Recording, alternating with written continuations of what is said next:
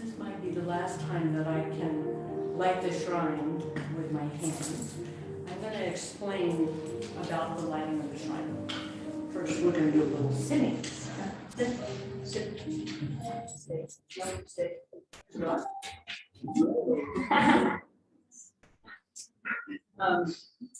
So the lighting of the shrine is both for me as the teacher, but also for the community.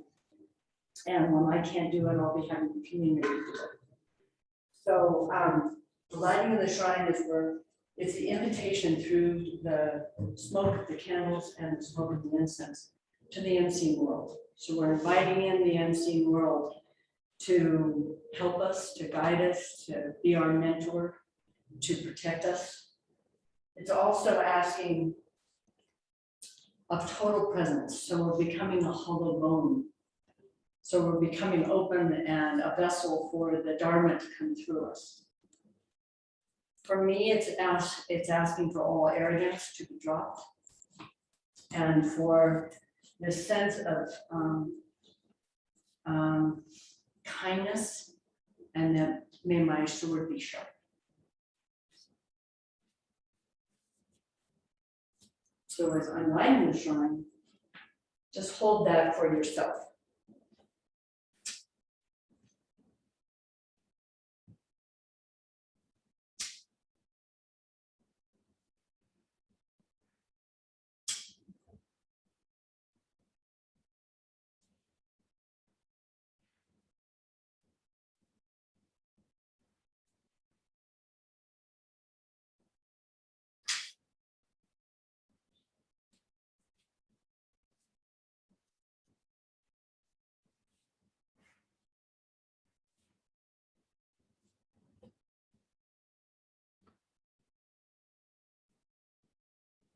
May we wish that whatever comes of this time today be of great benefit to all beings. Body, speech, and mind.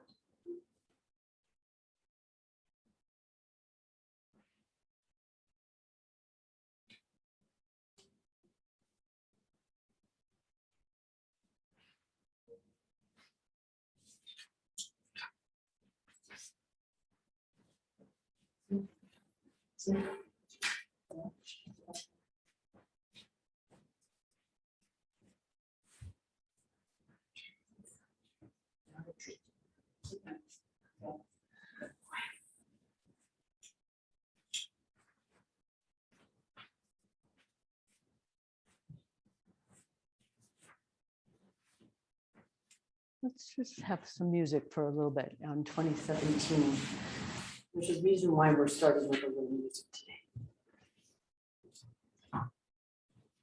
Just to have this sense of letting the music assist us today and just settling.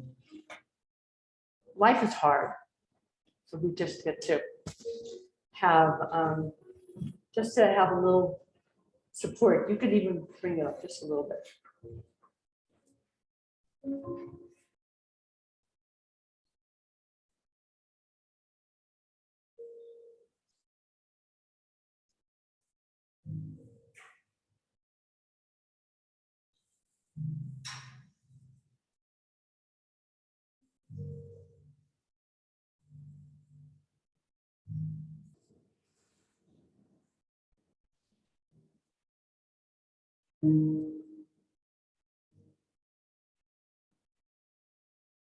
The art of meditation is the art of non-interference. We interfere just enough when the mind is wandering But then we just rest, not interfering with our experience. But we use our breath and the quiet as beautiful anchors that we can return to.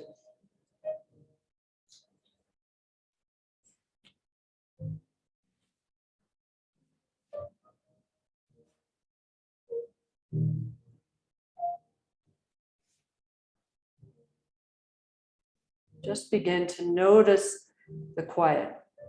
There's a background of quiet, even if there's the sound of the fan, people moving, or the sound of the music.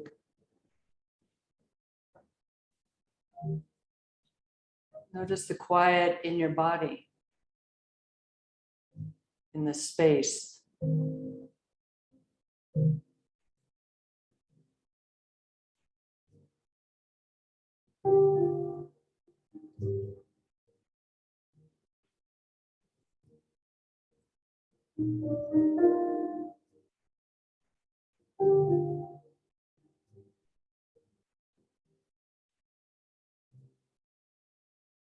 Notice the quiet in your legs.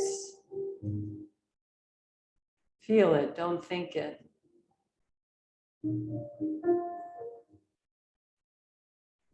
The quiet in your hips and your belly.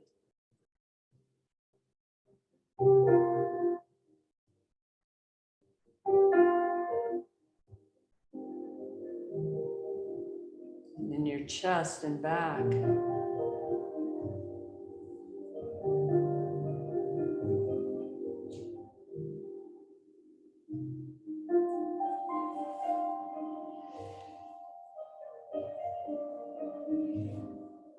And we listen to the quiet without just our ears, with our sensations and our feelings, whole body.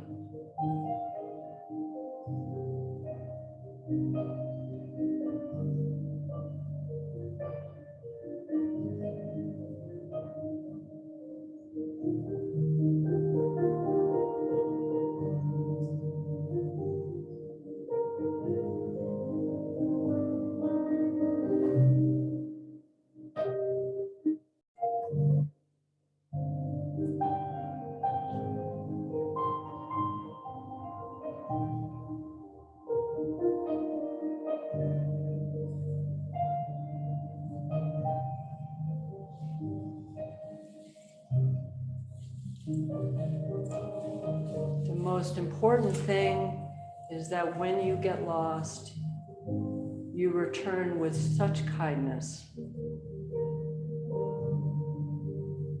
such gratitude that you get to return again.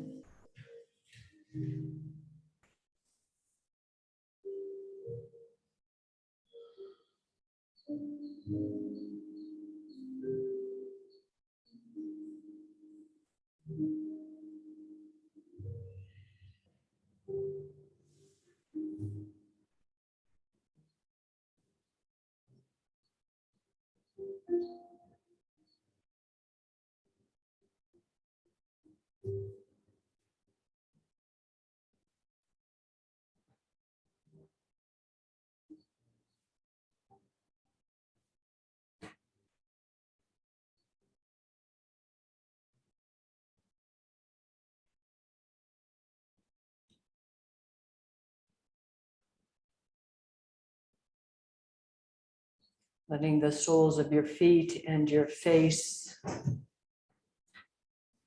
your pelvic floor, your eyes relax so that they can sense the quiet.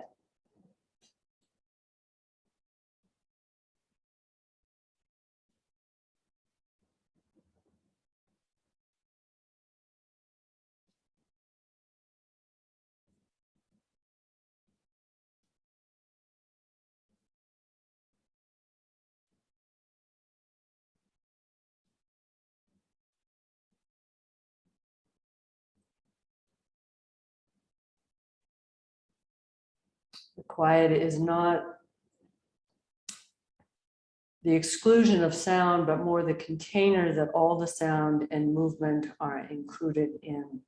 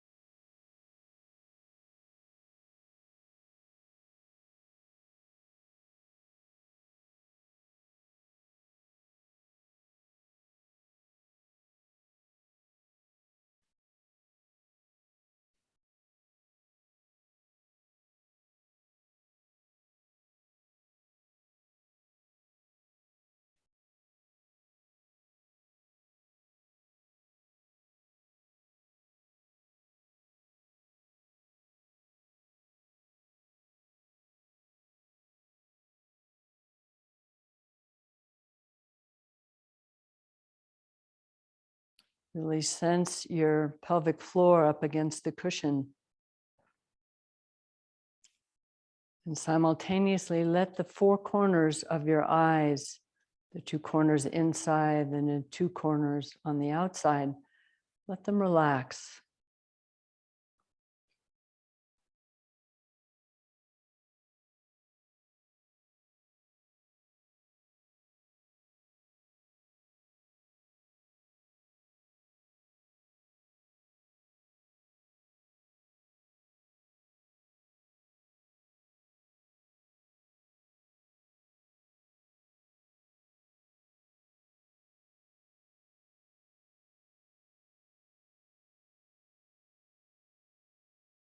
I'd like to do a little experiment this sitting, where I want you to imagine having no past, not even 5 minutes ago.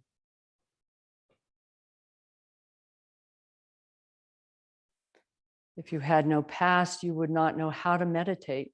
You would never have been taught. You would not know what was right or how it was supposed to be.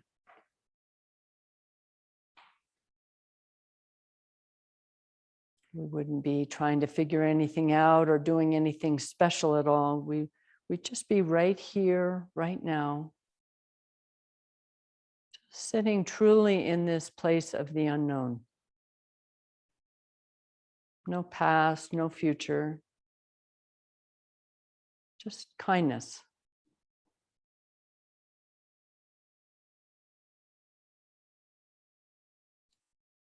You'd have no judgment about yourself or your life.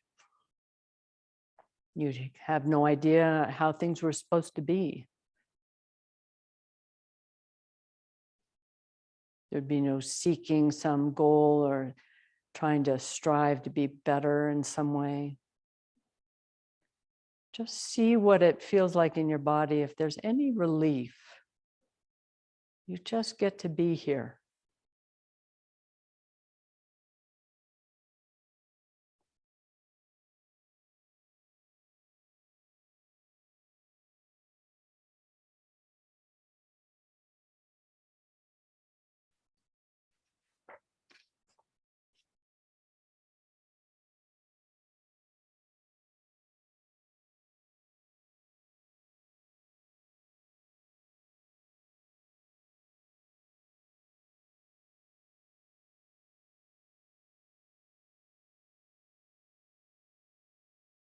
Just resting in this beautiful unknowing.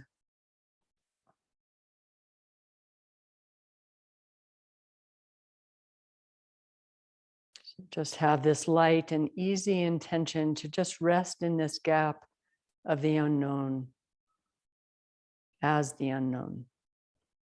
Just the unknown experiencing itself.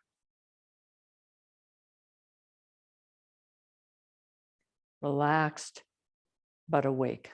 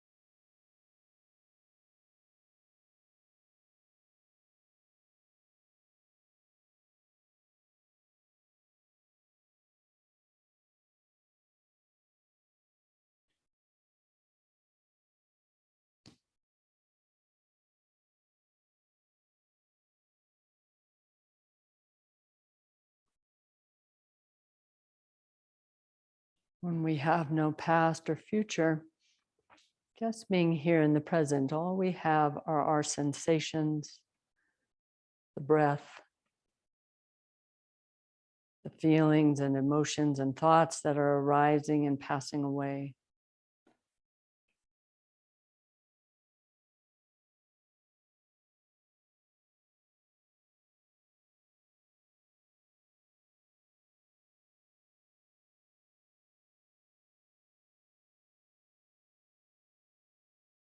Just resting in the quiet. Kind of like sitting in the eye of the hurricane. The most intimate thing that we can do.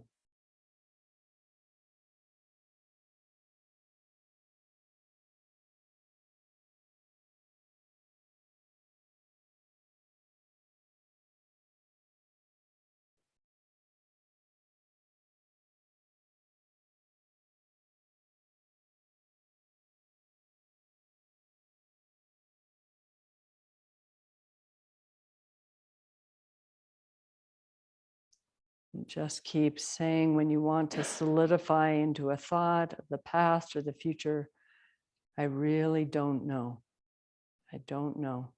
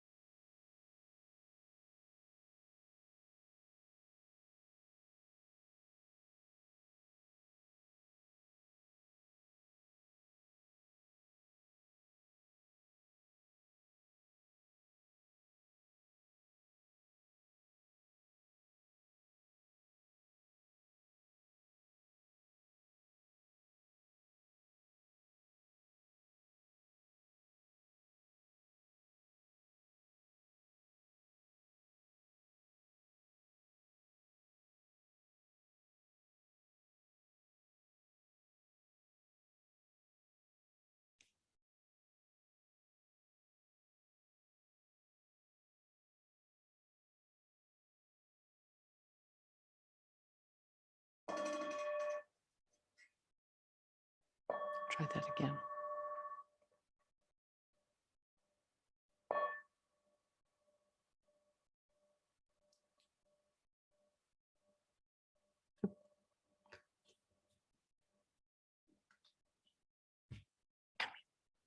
Sit down.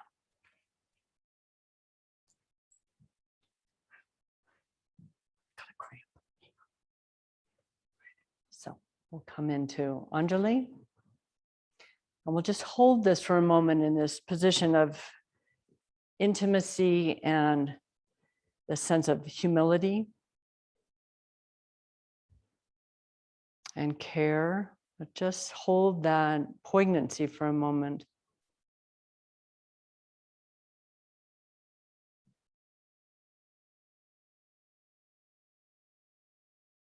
And then we'll bow.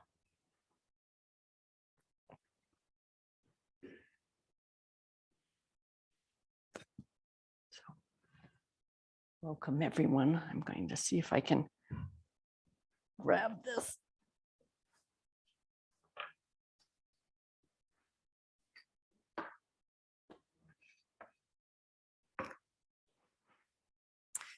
We always begin by offering the torma, which is this, was traditionally a little cake, but it's our offering to the unseen world. That is the offering that we invite in all of what we think of as so beautiful, all that we love, all that we find awesome, all that we feel moved by, all that we're proud of, and all that we find distasteful, embarrassing, shameful about ourselves or the world in some way, hunger, war, whatever. We invite it all in and we give it a little cake. And that is the most outrageous thing that we can do, is to offer in openly and with our whole self. We're offering into all things so that we're not afraid. So everything is invited in today, and then we'll offer this at the end. So welcome to everybody online. I think we have some 40 something people online. So welcome, and welcome to all the brave souls who did end up coming in person today.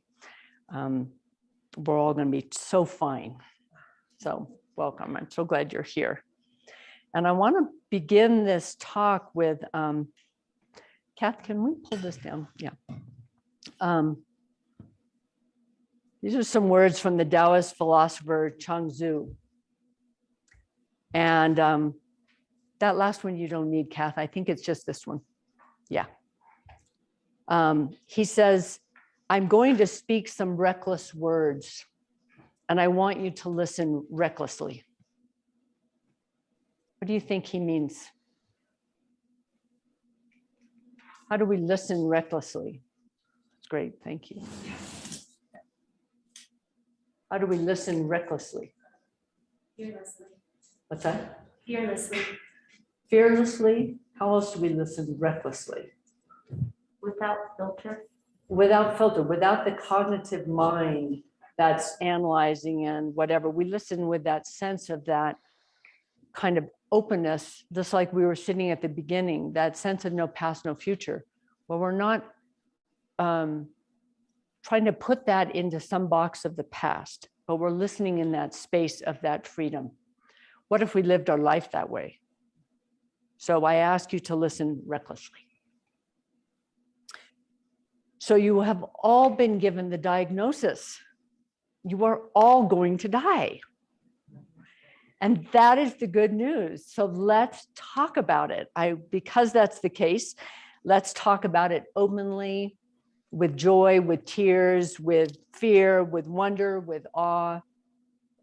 That is what's going to allow us to live our life more completely, fully, and with gusto, is because we can sit here and talk about death, ours, your family's, mine, everything.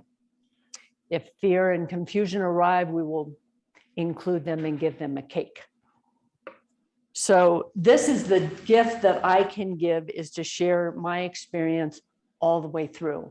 And I hope that when my body is laying in rest for 3 days after I die, you will come and tell stories and laugh and cry and dance and be together. So that there isn't something that we fear, but we marvel. It is a miracle. I hear people talking about the miracle of birth. This was such a miracle. And I think, oh my God, I was sitting here where I am. I'm going to say that just as much of a miracle as the miracle of death, going right back into that space that we are so awed by, that a young being comes out of that space and we go back into it.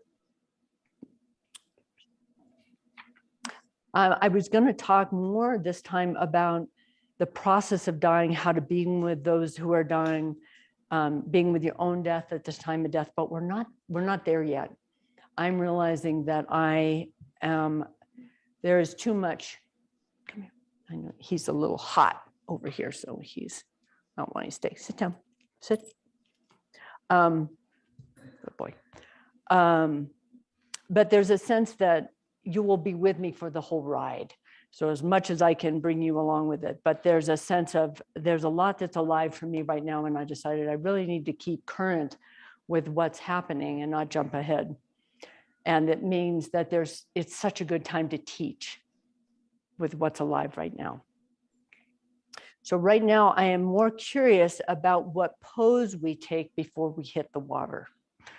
Do you remember when we were kids jumping off a high dive or a big high rock or something like that? Like you'd have to strike a pose and somebody would like yell out, angry farmer, loving dog trainer, jealous hairdresser, and you'd have to like strike the pose as you're going down,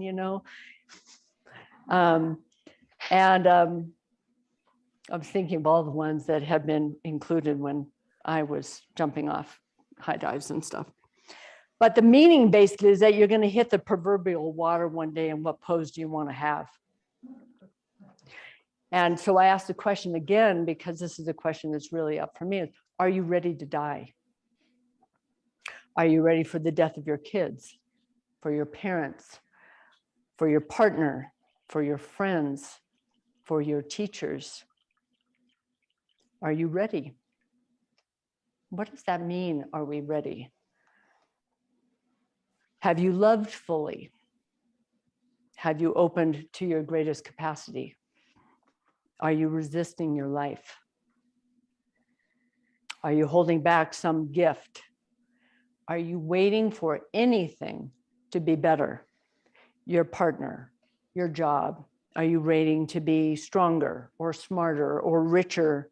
Or are you waiting to be more healthy or more secure or less vulnerable? Are you waiting for the better job or more freedom? I'm going to talk about that a lot. Are you waiting for your partner to get their shit together? Are you waiting for your kids to launch? Are you waiting for anything? So I'll come back to the waiting, because this is a big part of what I want to come to. And that question, are you ready to die? I have a feeling we will be asking that the rest of our lives. But I will say the waiting is the biggest thing that keeps you from, my experience, keeps me from experiencing my life completely and fully. So I'm going to start with my own process again, my own process of what my experience is as I've started the other talks. I think it's a platform to teach from, but it may give insight into your own thoughts, your own pose, your own readiness. And I just want to say, it's not like one day we go, well, I'll take that back. I do feel ready to die. And I can tell you why I feel ready to die as we go on. But it's not like getting it right. It's about actually learning to really love and accept myself completely. And Lucian, if you need to move, or anybody needs to move, shift around to get in spots so you're not having to crank around, it's totally fine. So do what feels right. I'll just say that it really is about coming to peace with yourself and not finding the place that feels clenched about doing it right or striving to do it in something better. And this is the paradox. But I'm going to start with a quote that I don't know the author to it, but a dear friend of mine who was on the screen will know it. Thank you. So this is a quote. If we are not bound by our habitual beliefs, we might come to realize that we long to disappear, to gently vanish, to be no more. We experience a very deep weariness and a teary, subtle longing that sometimes becomes powerful and passionate, to simply fade away and not to leave a trace. We find the notion of absolute cessation sweet and dear to our heart. We feel that not to be, not even to know that we are not, would be the final release from a life of striving and searching. We contemplate not being as some kind of ultimate, albeit obscure, fulfillment of our heart. It is as if we sense that only not being will bring contentment and peace, and a peace beyond peace. in our society, that's sort of a shocking statement. But I find a lot of, it touches me. And I'll just say that what I'm experiencing is a great split right now, which is that the ego is hanging on by its fingernails because it's saying there is so much to get done and I want to get it done and I want to get it done right and we got to get it done now and we got to get it right in this certain way with these certain, all of it. It's trying to be in control. It's trying to hold on in some way, and it's a very strong impulse and it's a very natural impulse and it makes a lot of sense. But on the split side of that, my soul is wanting very strong. The veil feels very, very thin, and there is a strong pull into the spirit realm. And this quote rings very, very true for me. This desire to become part of spirit, in the sense of the not even knowing that I let go. There's no I in the letting go. It feels like there's a deep curiosity, a deep feeling of ease. It feels like there's a longing to really fully let go into that. The split can be very confusing. It's very demanding. It makes me feel a great deal of compassion for the process. And of course, as I've said in all my talks, of course that is happening. Of course it's happening for me. I can't say what anybody else would say, but I would say for me, the more that I am in the egoic side trying to get things done, there's a great deal of suffering right now. But when I actually allow myself into that much more, the trusting of timing and the trusting of this process and allowing the split to be here, there's a lot of room, there's a lot of space. When I go to my physical therapist, I mean, I'm every day something is happening. Like that was, I gave myself the challenge. Could I grab the torma with that left hand? That was a big deal. I was really proud of that, by the way, because things are just going every day. You know, walking is a pain in the ass, and I drop things, and typing is hard, and speaking is becoming harder and harder and harder. By the end of the day, so will be much harder. To articulate takes a lot of my energy right now. But I go to my physical therapist and she says, "You're doing great." And I'm like, and she says, because it's going to get so hard. And there is no like dip. It's just going to get hard and harder and harder and harder. And I realized that in that there is no hope, no fear. There's no hope that it's going to get better. And in that is a great relief, because there's no fear when it gets worse. So in Buddhism, we talk about that a lot, that in Buddhism, that no hope and fear are the two sides of the same coin.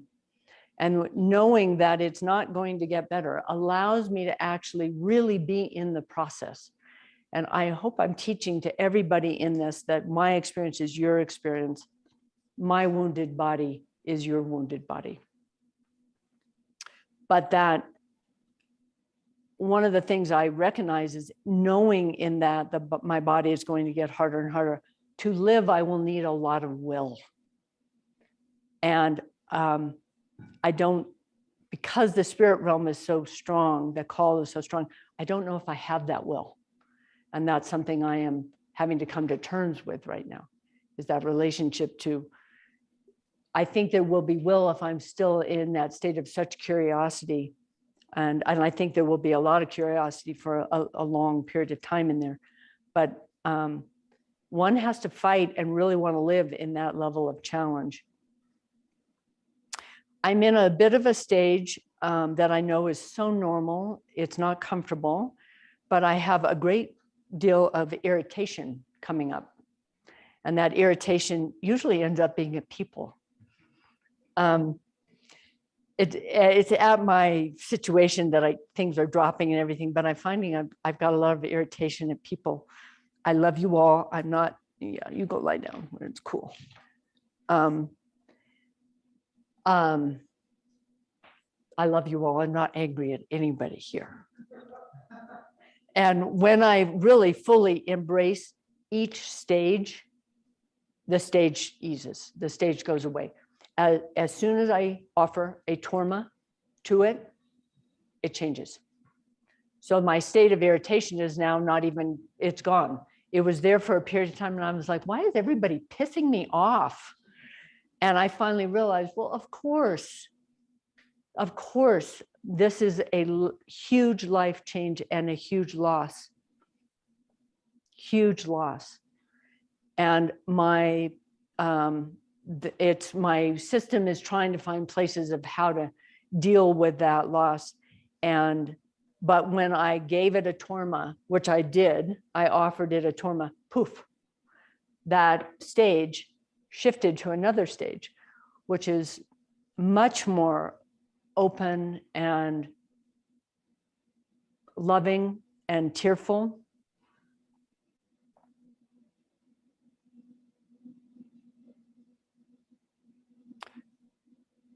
ALS is just ridiculous disease that is so fast and so demanding, and it demands so many things to get done now. You know, your power of attorneys, you're getting your financial things in order, interviewing contractors to remodel the house, dealing with disability and Medicare. It goes on and on. Every time you finish one thing, there's another thing on the list. And it happens fast because life expectancy is so short. So how to be able to do that and not let this wobble happen is the koan. And it's a great teacher for me. I'm faced with about 100 decisions a day about should I be with somebody because it is exhausting for me. The fatigue is really getting extreme right now. And there are many, many people out there that I want to be with, so many beloveds that I want to be with. And I can feel the pull right now to be more reclusive and that I want to be alone, but I also am needing community right now. And I want to be with those who want to be with me, but I'm really being called to listen to my intuitive body. And that's very confusing for me right now about the desire to be with those who are longing to be with me. So, I find that at times I'm waiting for something, the list to be done so I can relax, I can let go, I can free up, I can rest in the mystery, whatever. And that, as I was saying, keeps a level of anxiety. I took 4 days off in retreat last week, and it was just so unbelievably clarifying to disengage from that momentum. There's so much momentum behind that. And one of the things I noticed was the danger of devices in any time in our life that we don't have boundary with it, because the momentum of that is really, really something. It's a hungry ghost and we can't feed it enough, right? We can't feed it enough because there's endless more to it. So for me, setting boundaries during the day and also taking time completely, totally away from it is vital. And I really want to keep asking that and offering that to everybody here. The closings and the openings in me are far more expansive, meaning that when I'm resisting or clenching, much greater suffering. But when I let go, there is so much more rapture.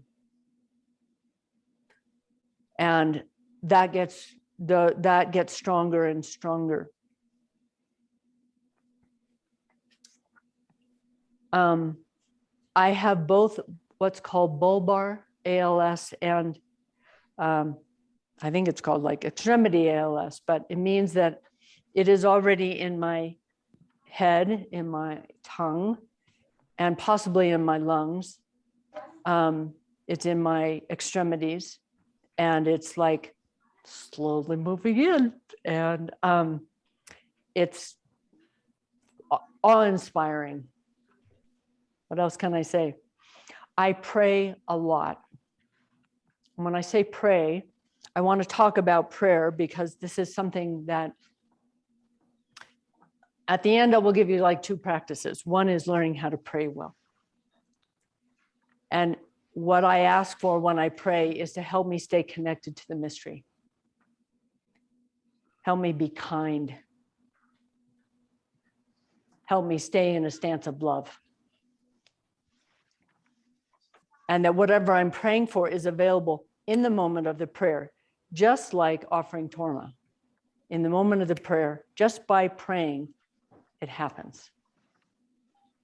So in that prayer, ask for what you actually want, not the new car or the new partner, but actually like, wow, may I be open to this life and death experience? And in the asking, in the longing for God, we are God. So Timothy Leary, all of you have heard of Timothy Leary. Timothy Leary and his wife took LSD while he was dying in the process. And his words when he was actually going out was extraordinary. By God, I want to say extraordinary when I die. And I have used a lot of ceremonial medicine, psychedelics in my life. I am using psychedelics ceremonially once a month, and will probably continue to do that until I die. I did a ceremony day before yesterday, and when done appropriately, and I was being held by a person who I trust immensely, holding the space for just a few hours, and then I needed to be alone in that, out in the woods. But it allows me, because I've done enough of it, to know how to hold this very ritual stance. There is a way that is an avenue so that I can see the other side of the veil, so that that other side of the veil is profoundly familiar. Because I want to keep living my life so that the veil gets thinner and thinner, so that I can live in between the worlds until I completely pass over. It also is a reset every single time about what is important in my life, my heart, my love, my connection with the natural world, my connection to both the unseen world and to my beloveds. I really, in that time, I experienced the miracle of life and death, both birth and death, but this life and this process of life is so profound when we show up. Just feel the fall. Just take a moment and listen to the leaves and feel, as we have started to approach winter, the leaves starting to really come into their yellowing, the light so low. This time of year is profoundly helpful.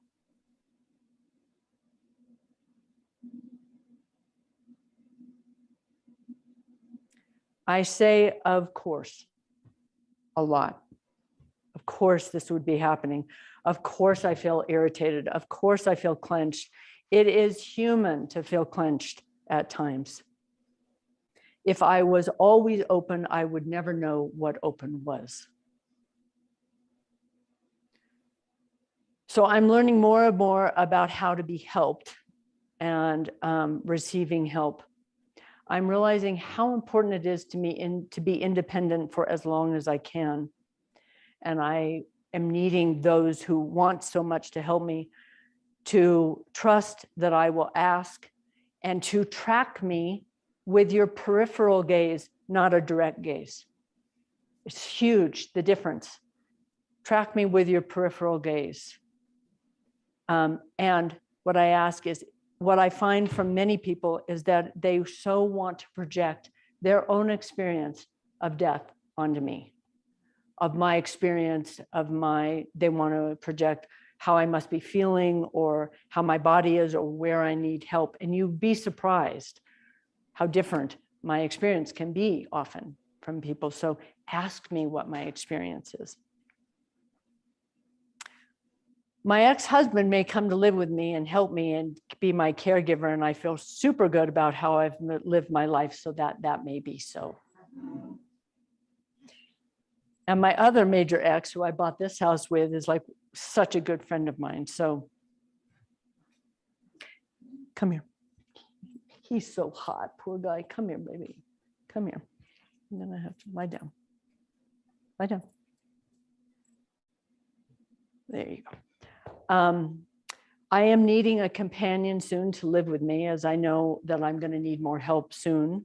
Not a full-on caregiver yet, but and my introvert self is resistant, and also I am longing for a companion to help in that way.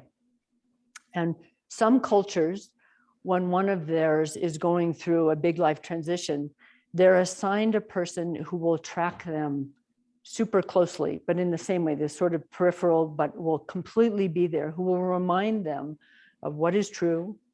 They will be there to support their needs, emotionally and physically.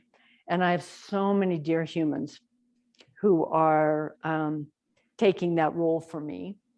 And it just feels like this, there's a challenge in having to schedule people, and there are these that just sort of show up.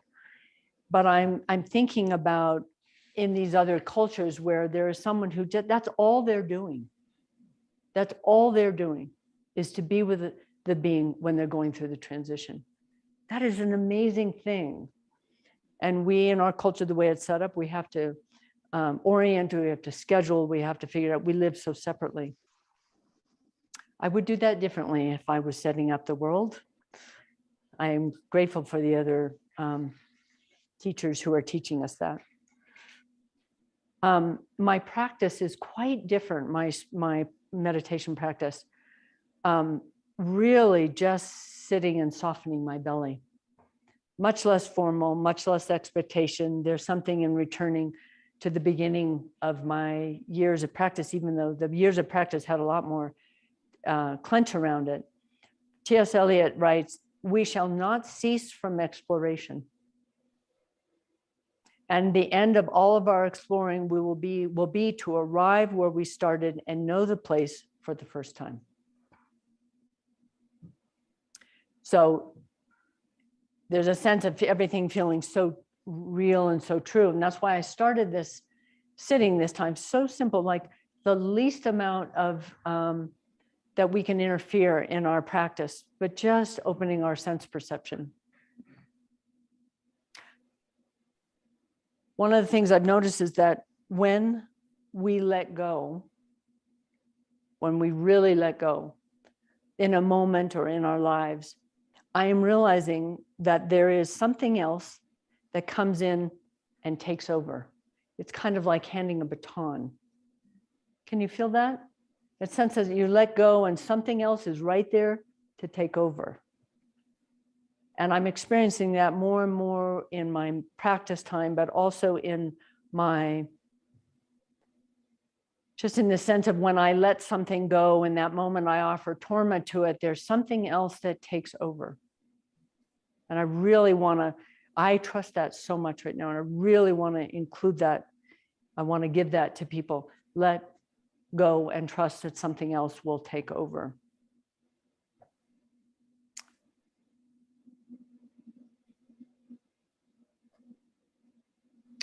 I remember often this early Zen teacher saying to his students, to myself included, he said, "Too much like this and not enough like this.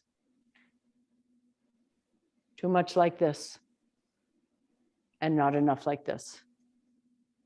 And he didn't have to say anything else. But we want and we need to plan, and we want, but we're not in charge. And we want to be in charge by too much of this. So our greatest blessings and our greatest burdens seem to fall on us unbidden. So no matter how much planning and strategizing and goal setting, the most important events cannot be controlled. Everything is disrupted by both disaster and delight. the old saying that man plans and God laughs. So has life gone like anybody expected? Probably not. And yet we keep planning. And what else is there to do? We need to. We must strive towards goals and then we let them go. So things going wrong, be careful before we judge that. I have this, I remember in traveling, all the times I've traveled around the world, that this idea that when something went wrong, a tire blew out or whatever, it was like, oh my God, something went wrong. And then the most amazing adventure happens, right? Most amazing adventure. So I can feel an impulse to want to plan my death. When's it going to happen? How long is it going to take? How many, do I have a year? Do I have 2 years? And this is so much a part of this, just letting it go, letting it go. Every time I take a step, it's walking meditation because it takes so much concentration to not fall. And it's actually quite lovely. I wouldn't want it on you, but it is a beautiful thing when it comes. I often am wondering lately what this love thing is. I talked a lot about it last time, about what love, with the realization for me in this sense of that love is what is generating all of existence. But how can it be that most spiritual traditions say it is the most important thing? And in near-death experiences, everyone says it's the most pressing message that they got, that if we only knew how much love there was, we would live our lives differently. I know it is the fuel for existence. I know it, but every day I wonder, do I know it? Do I know actually what love is? And there's a way that that is a big part of my prayer. May I know deeply what love is, not attached love, but this love that is something that I think that I will talk about it later on, about what I'm coming to, but every day I'm realizing I think it's something different. And just 2 more things before we take a break. This whole journey is messy, it is circuitous, it is frustrating, it is lonely, it is too much, it's extraordinary, it's rapturous, it's awe-inspiring, it's disappointing, it's crushing, it's liberating, and it is everything in between. And I'm letting go more and more into trying to find the solutions for the mess. And there's a huge relief in that. And so I just want to speak, this last one is that fall is so poignant. And I find myself in this late September with the nights cooling off and the elk beginning their courtship bugling, the leaves starting their march toward their outrageous display of color to their release. It is such a season of longing and contemplation that is made so much sweeter by the fact that I cannot be sure I will see this time of year again. None of us know the season of our ending. I only know that one day the low sunlight filtered through the golden leaves will be my last. So I'd like to just take a silent break for as quickly as we can do it, but we'll take 5 to 10 minutes. And then we'll come back and do another short meditation that'll guide us in, and we'll continue our investigation together. Okay, thank you.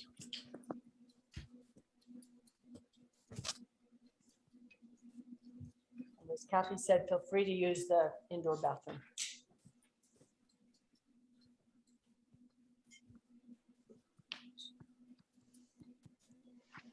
I'm liking this.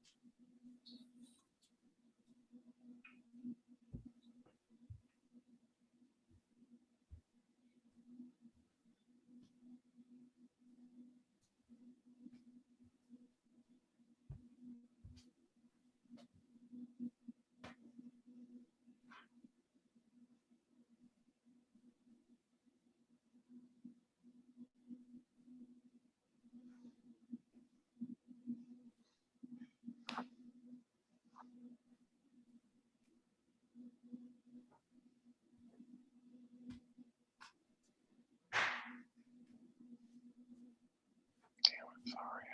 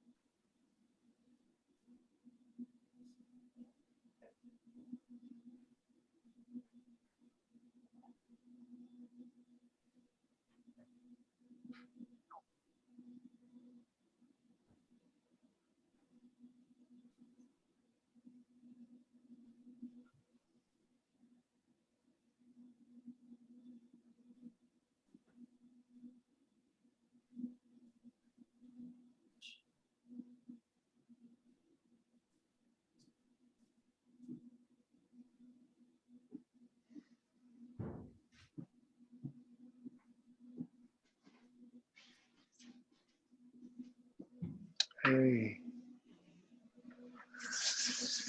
Here, Kim, I'm listening to this very interesting. Johanna is at this retreat right now, and it's fascinating. I kind of wish you were listening. Well, I'm enjoying it. And I'm enjoying the fact that you are so kind.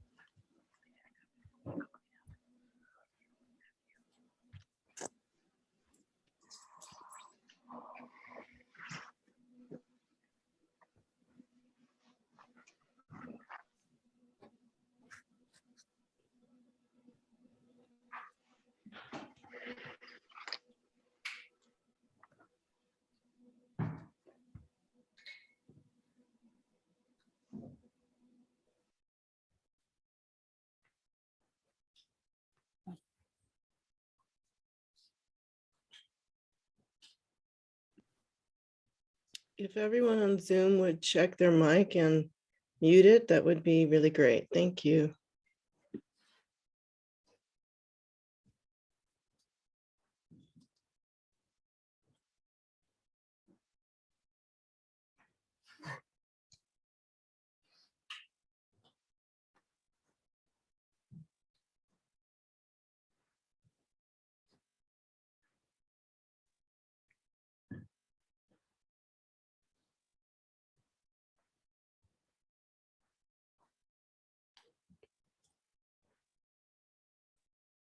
Looks like there's people chatting. Looks like there's people chatting. Yeah.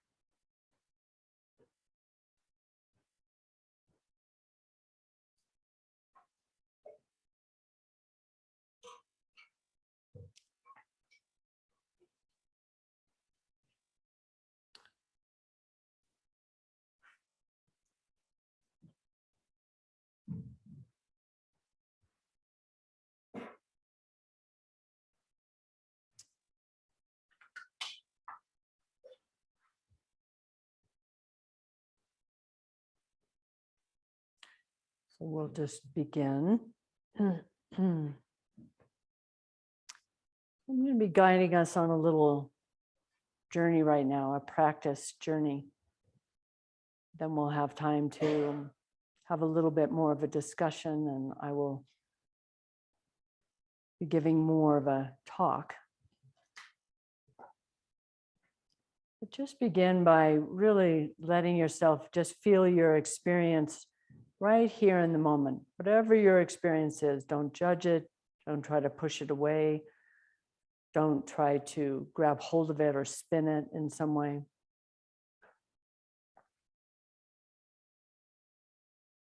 Feel your experience. Don't think it.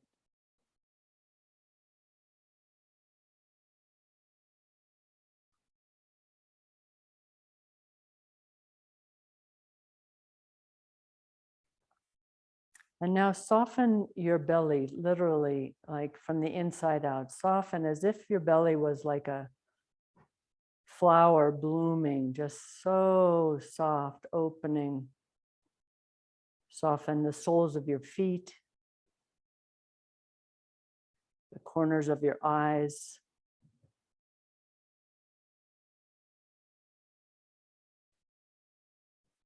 your jaw.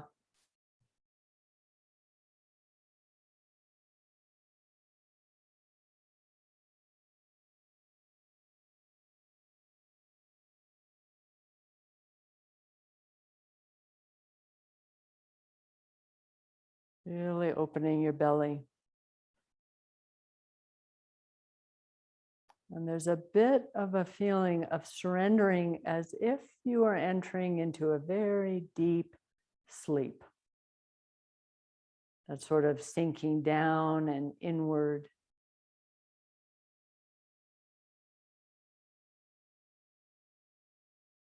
Very present.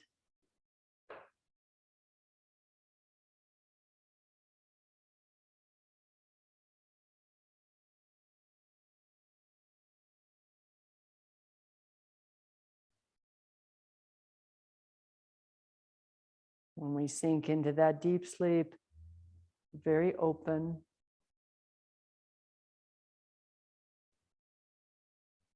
Very present.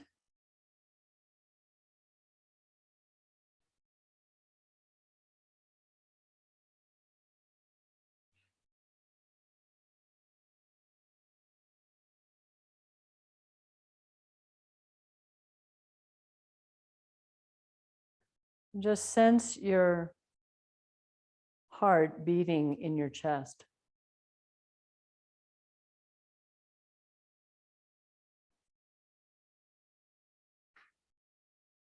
Feel how your blood is pulsating through your whole body.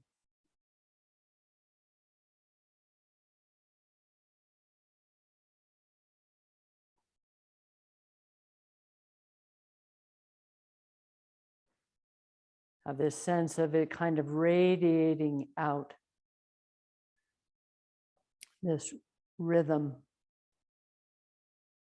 pulsing in your hands and your feet, your neck.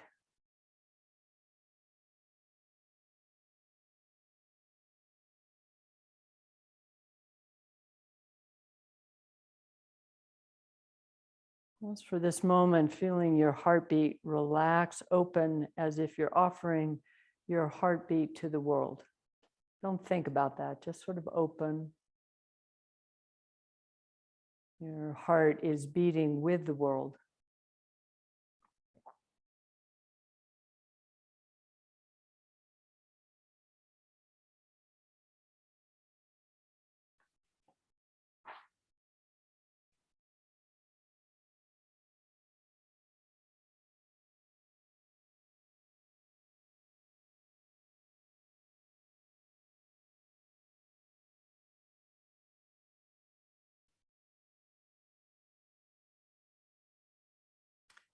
And so right now you're either closing or you're opening. We're either stressfully waiting for something or we are opening. Right now, really let yourself experience opening, softening your belly.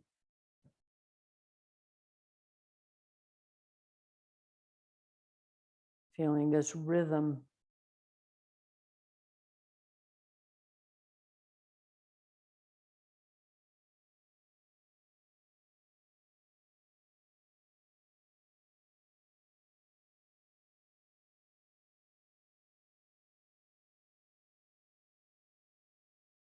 Just notice how it feels.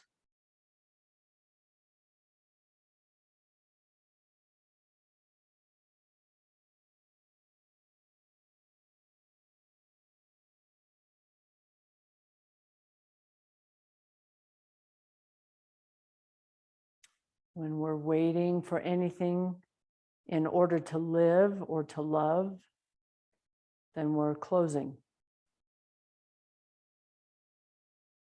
And when we're opening, we're giving fully to life or another. And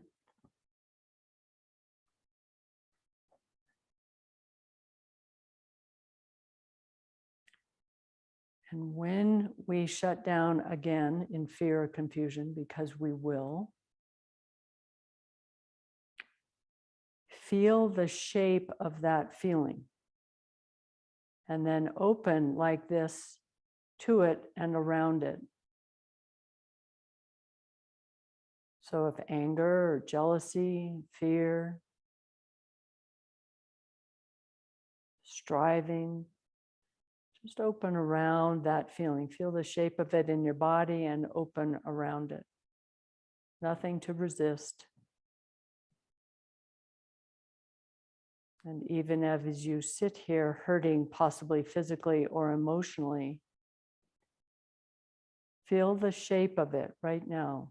Whatever your experience is right now, feel it in your body and open again.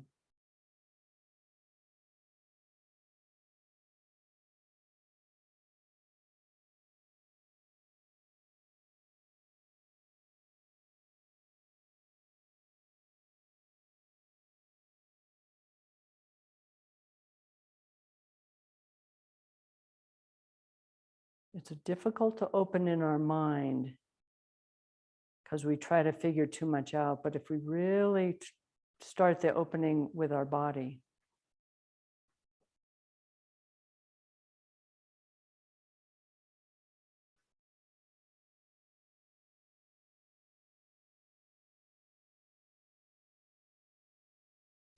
whatever you won't embrace with this openness, you become. You hold on to.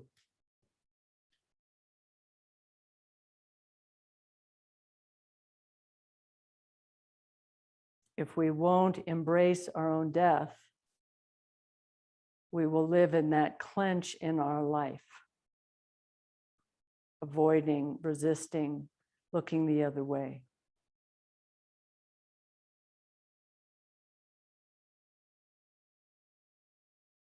So feel this quality again of sort of heading into this deep, relaxed sleep. It really helps in this opening. Not checking out, very much here. Feel the rhythm in your body. Feel the opening deep in your belly.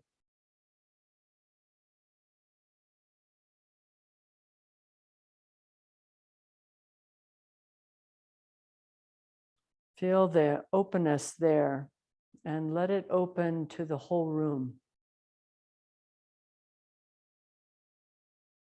Let it open to the cosmos.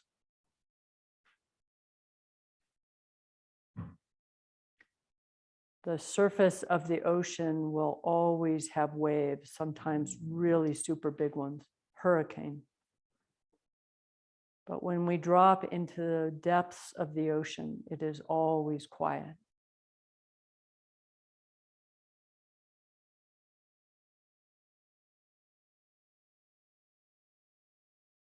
So before I ring the gong, I want you to slowly open your eyes if your eyes are closed. And let this opening still happen. There's an impact because we see color and shape and light.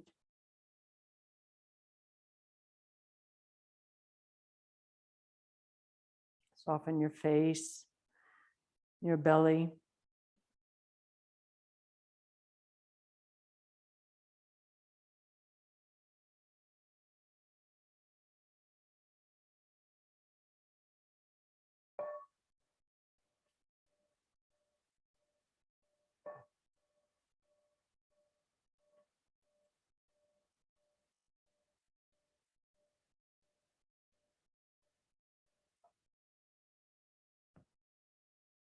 Come into Anjali.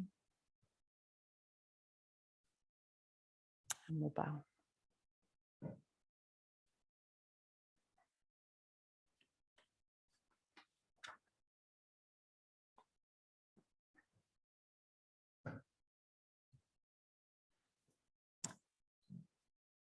I just want to say something about negative emotions, that as we grow spiritually, our relationship with negative emotions really matures. It just naturally happens. if you feel like you're often caught in the negative emotions and not living the life habits that you might deeply want to, it may be because you're not opening consistently and allowing this moment to moment opening to what is arising, offering the torma over and over again in this body oriented way. My guess is that when we are doing that, we're still trying to change our external experience instead of first opening to it. And then we naturally begin to see what may need to change externally, but we have to do that first, or we're in the state of waiting, which is the state of clench. When you really get this, you're going to realize that there is never enough. We could never wait long enough. From the ego standpoint, you will always be disappointed, and this is the nature of our human existence. It is by definition, from the ego standpoint, life is disappointing because you'll never get what you think you want. And there will always be the next thing that it will want. But right alongside that, under the ego you see that the depth is always there, this depth that we just are touching into over and over. You'll see the profundity and the vastness of who you are. You are endless, but we restrict ourselves by this clench of trying to fit the world into some idea that we think needs to happen. Just think of the blowout when you're in Malaysia of the tire and the best thing happens because of that thing happening. So you are that depth, you are that infinity, and this is something that's very difficult to talk about, but that sense of touching into that infinity allows there to be so much more space, because we restrict our lives into this little idea of what our life is supposed to be. And that is heartbreaking, because there is so much more to existence than the idea that we have created only be from the past. We create our life, our worldview from what we have experienced so far, which restricts everything else in the existence, which is endless. So it doesn't matter how, again, the torma, how painful or blissful a situation is, you're either opening or you're closing. That can be terrifyingly simple when you realize. It is very, very simple. Clench begets further clench. So I want you just to ask yourself inside, am I waiting for something? Better this, more that, stronger this, them to change, whatever. Just check in.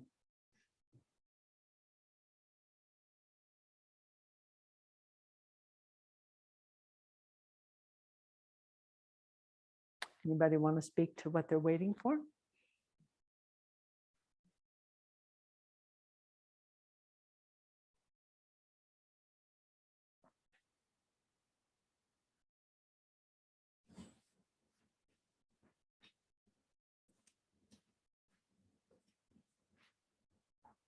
I can tell you that I find myself waiting at times for the list of the things to get done.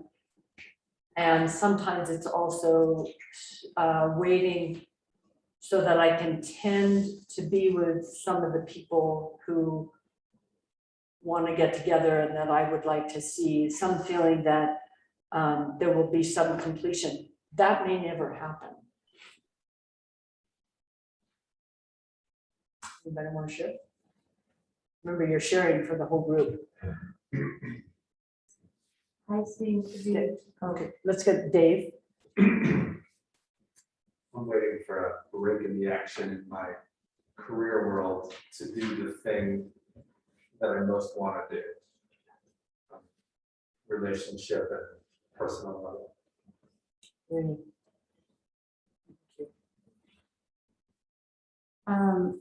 I'm waiting for conflict to resolve. She's asking her to speak up. So, yeah, it's part of the math. So Dave said that he was waiting for a break in, can you say it again loud? Yeah. I'm waiting for a break in the action in my career to do the thing that I most want to do on a personal and relationship level. Lauren? Waiting for conflict to resolve.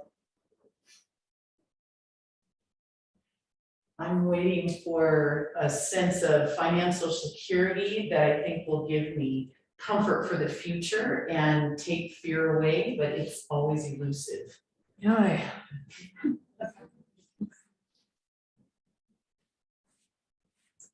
So I thought about what pose that I want to take before I hit the water.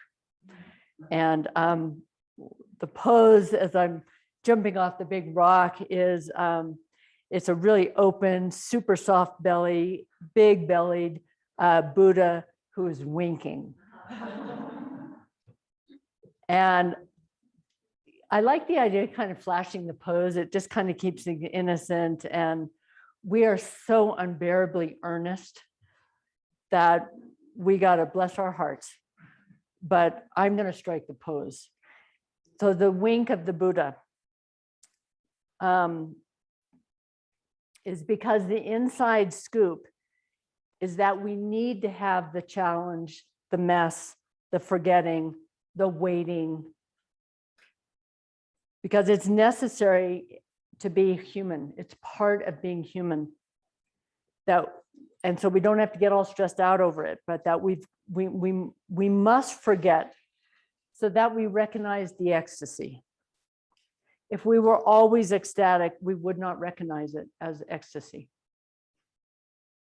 We have to see that life is not a problem with its messiness, but that is part of the mystery. It's how we relate when we remember.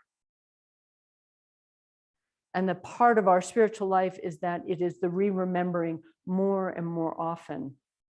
But that is part of the journey of our humanity, is that we forget. And when we forget, it is in the,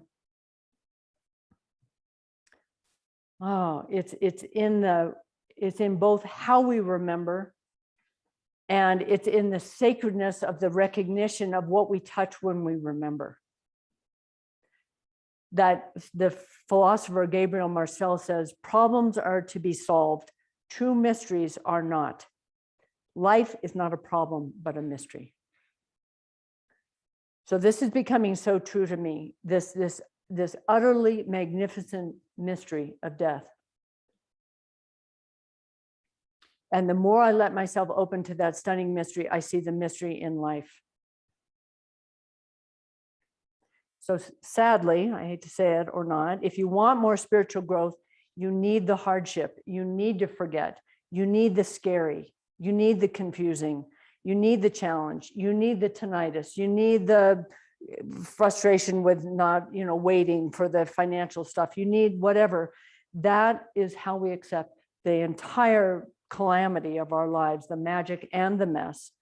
We forget, we remember, we forget, we remember, and we remember more and more and more. And it's in the challenges that make us actually wake up. It is the way we relate to the challenges. It's like a diamond being created under that pressure with the coal. So it is, what is our stance when we remember? So the Buddha with his wink is saying, this is life. This is it. This is what we wait for. So the most important thing, though, is what is our stance when we remember? We have to remember with kindness, with ease, with, of course, with gratitude, with love, with gentleness. Then we will want to remember more and more and more. If we remember with driving, you idiot, you shouldn't have done that, whatever, then who would want to remember? So if I was going to give you one practice, all day long, open your belly, just even right now. Notice how clenched your belly is and open your belly. Not thinking opening, but experience it in your body. This felt sense of opening and softening. If you're jealous, you're bored, you're tired, you're angry, you're ecstatic, you're working, you're walking, you're sitting. Just let yourself be fully here and open to what is arising. Soften your back body, soften your jaw. The softening is what this opening, I sort of have this feeling in my body of like a flower opening. Not to get rid of what's arising, but to include it. That means that we have to slow down so that we don't go and attack our partner or scream at our kids or hit the dog or whatever.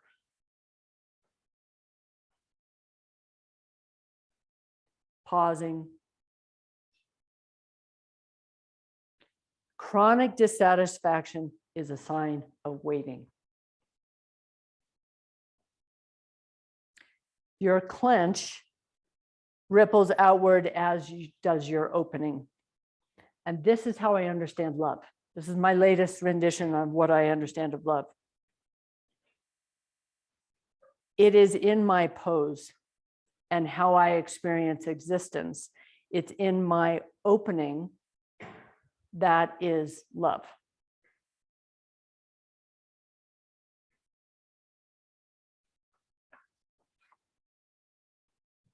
And whatever you do not open to, you will repeatedly confront. How to say this again? You will repeatedly confront what you do not open to, and you will continue to struggle with whatever you are not willing to physically open to.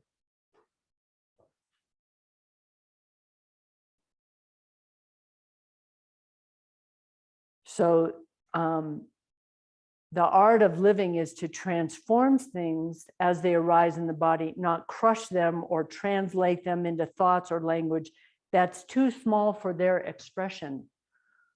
Right? We experience, we feel there's an expression in the body as we open to them, which might be a moan or a anguish or an ecstatic whatever as we open to it, which is what is this attending and transforming what is arising in the moment without us having to react outwardly with it.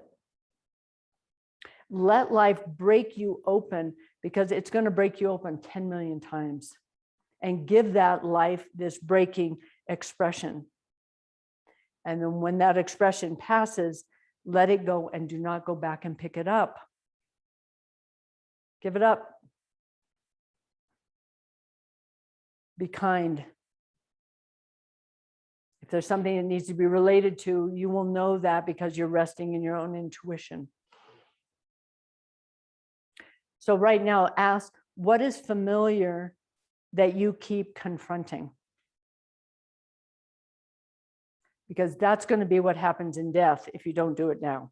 So let's take a moment. What is familiar that you keep confronting in your life?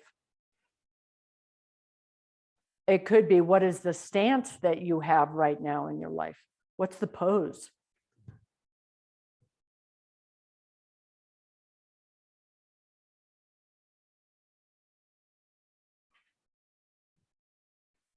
And I'm just going to ask a couple questions, then I want to open it up to a little discussion. How's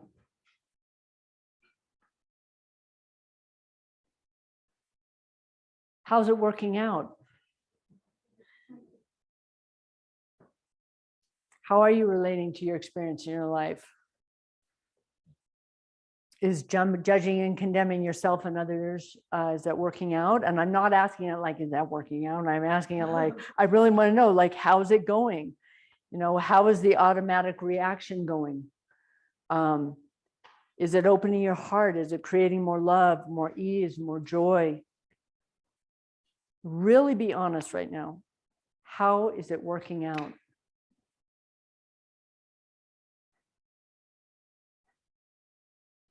Anybody want to share?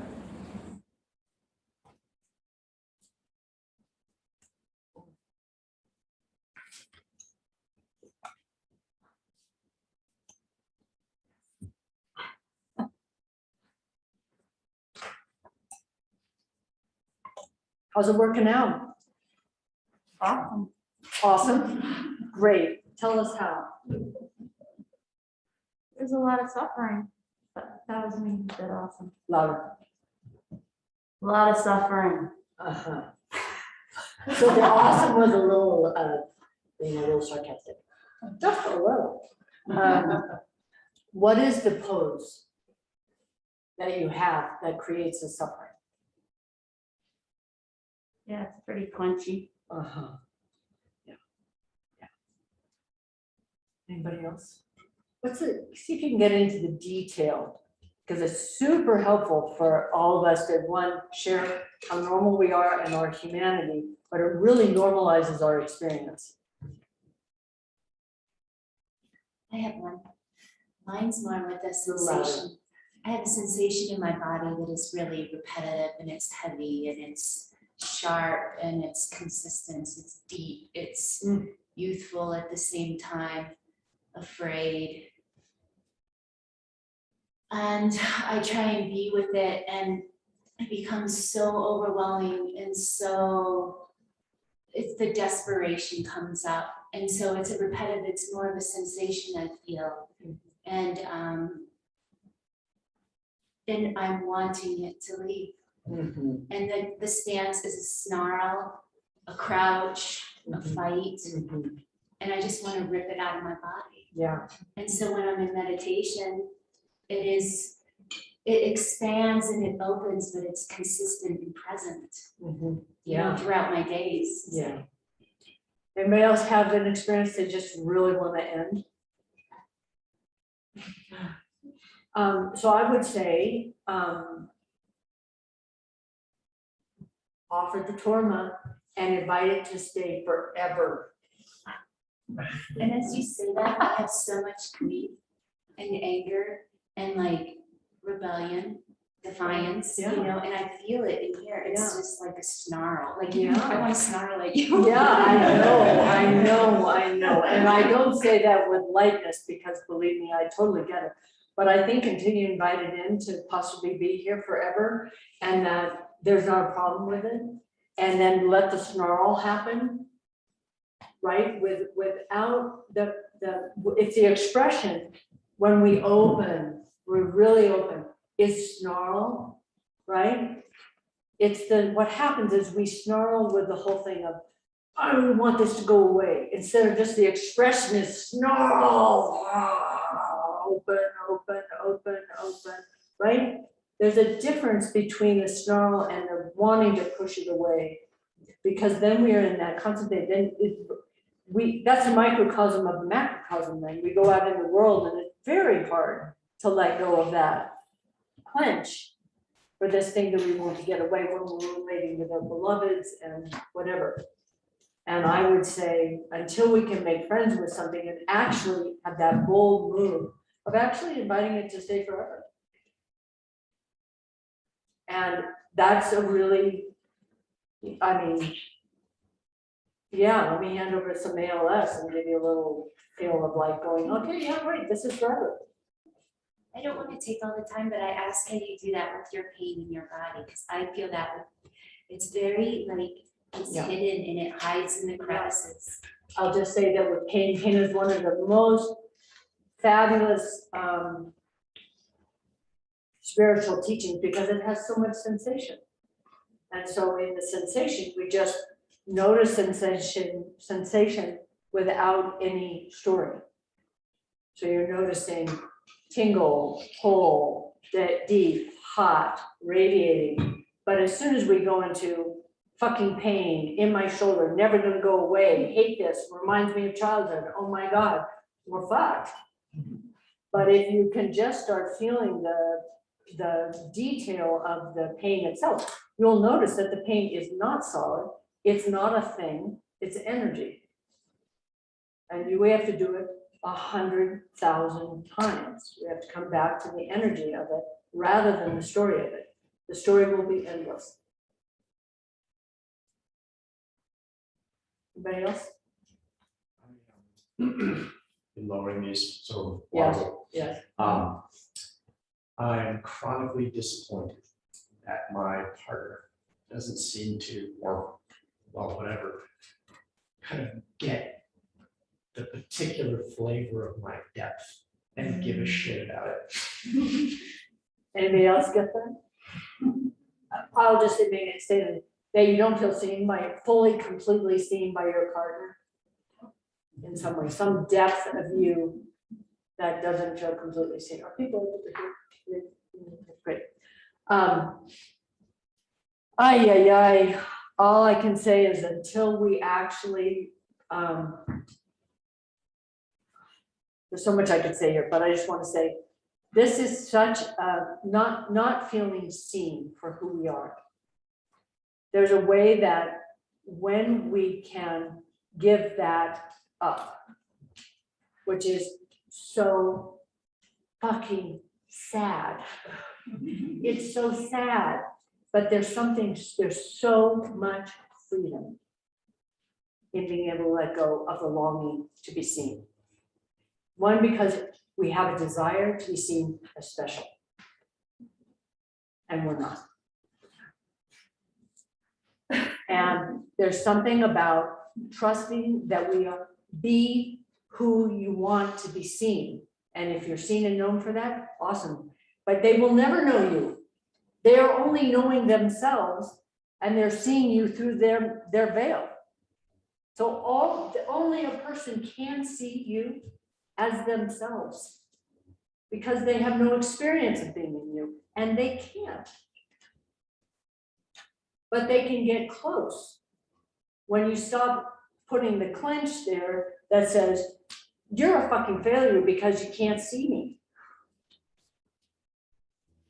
And instead, that sense of being able to say, wow, what a beautiful thing. I can stand over here and fully be me, and you can fully be you, and we will see what we see in each other. And it's heartbreaking. But there is some, does this make sense? Because there is such a desire. We as humans, one of the greatest pulls in us is the desire to be seen. To be seen in some way. And I think, this is my experience, the part that wants to be seen is the part that is not fully developed. Because as soon as it is fully developed, you will not care if you're being seen. Because that part will be fully integrated and relaxed. So I would say, look at the part that is wanting so much to be seen and go, what if that is not fully developed, that I want them to help me fully develop? When we let go of that and do our own finding out what is still hooked here, what I found, and I'll be totally honest, one of the biggest people I've had in my life with this was my brother, who I wanted so badly to see me all my life. I wonder if he's watching right now. I don't think so, but I love it if he is. I wanted so badly for him to see me as who I was, awake, spiritual, developed. And I realized in my wanting of that, I was the exact opposite of that. And until I let go, now I don't care how he sees me, because I have this feeling that I am fully, completely who I want to be seen, and it doesn't matter. But that took years of me having to like be with him and let it go, let it go, let it go, let it go, let it go, let it go, and love him, love him, love him, exactly for who he was. With our partners, we have the choice whether to be with them or not. So if you're choosing, my brother's my brother. But if we're choosing to be with someone, trust the karma of that. And trust the sense of like, if I'm still wanting to be seen, there's some piece of work I'm still not, that I'm not fully integrated with. Yeah. I've got Oh, good. comments. Yeah. This one, the first one is from Pam Chandler. The experience I want to get rid of is anxiety over the pandemic, the divisiveness in our world, and the climate crisis. I don't want to invite it in to have forever. Yeah, it's a great one. Paradox of the human, the koan. How do we let it in, invite it in, and simultaneously go and serve the world? Right? Because until we invite it in, we're serving the world with a clench. How do we go into the world with that sense of inviting it in, opening our bodies to the calamity of this life of evolution, or part of the evolution, but allow us to go and still serve? That's where we get stuck, is that we are upset by the way the world is. If we are upset by the way the world is, the world needs us to love. The world needs us to not be clenched. To meet the world with all of the distressing aspects of the world right now, to meet it clenched will only hurt the world. So we need to meet it, and maybe we meet the world with a very sharp sword, but we meet the world with a sharp sword that is fully open. Right? A sharp sword, because intuition, the next step is to go and stop the climate crisis in some way.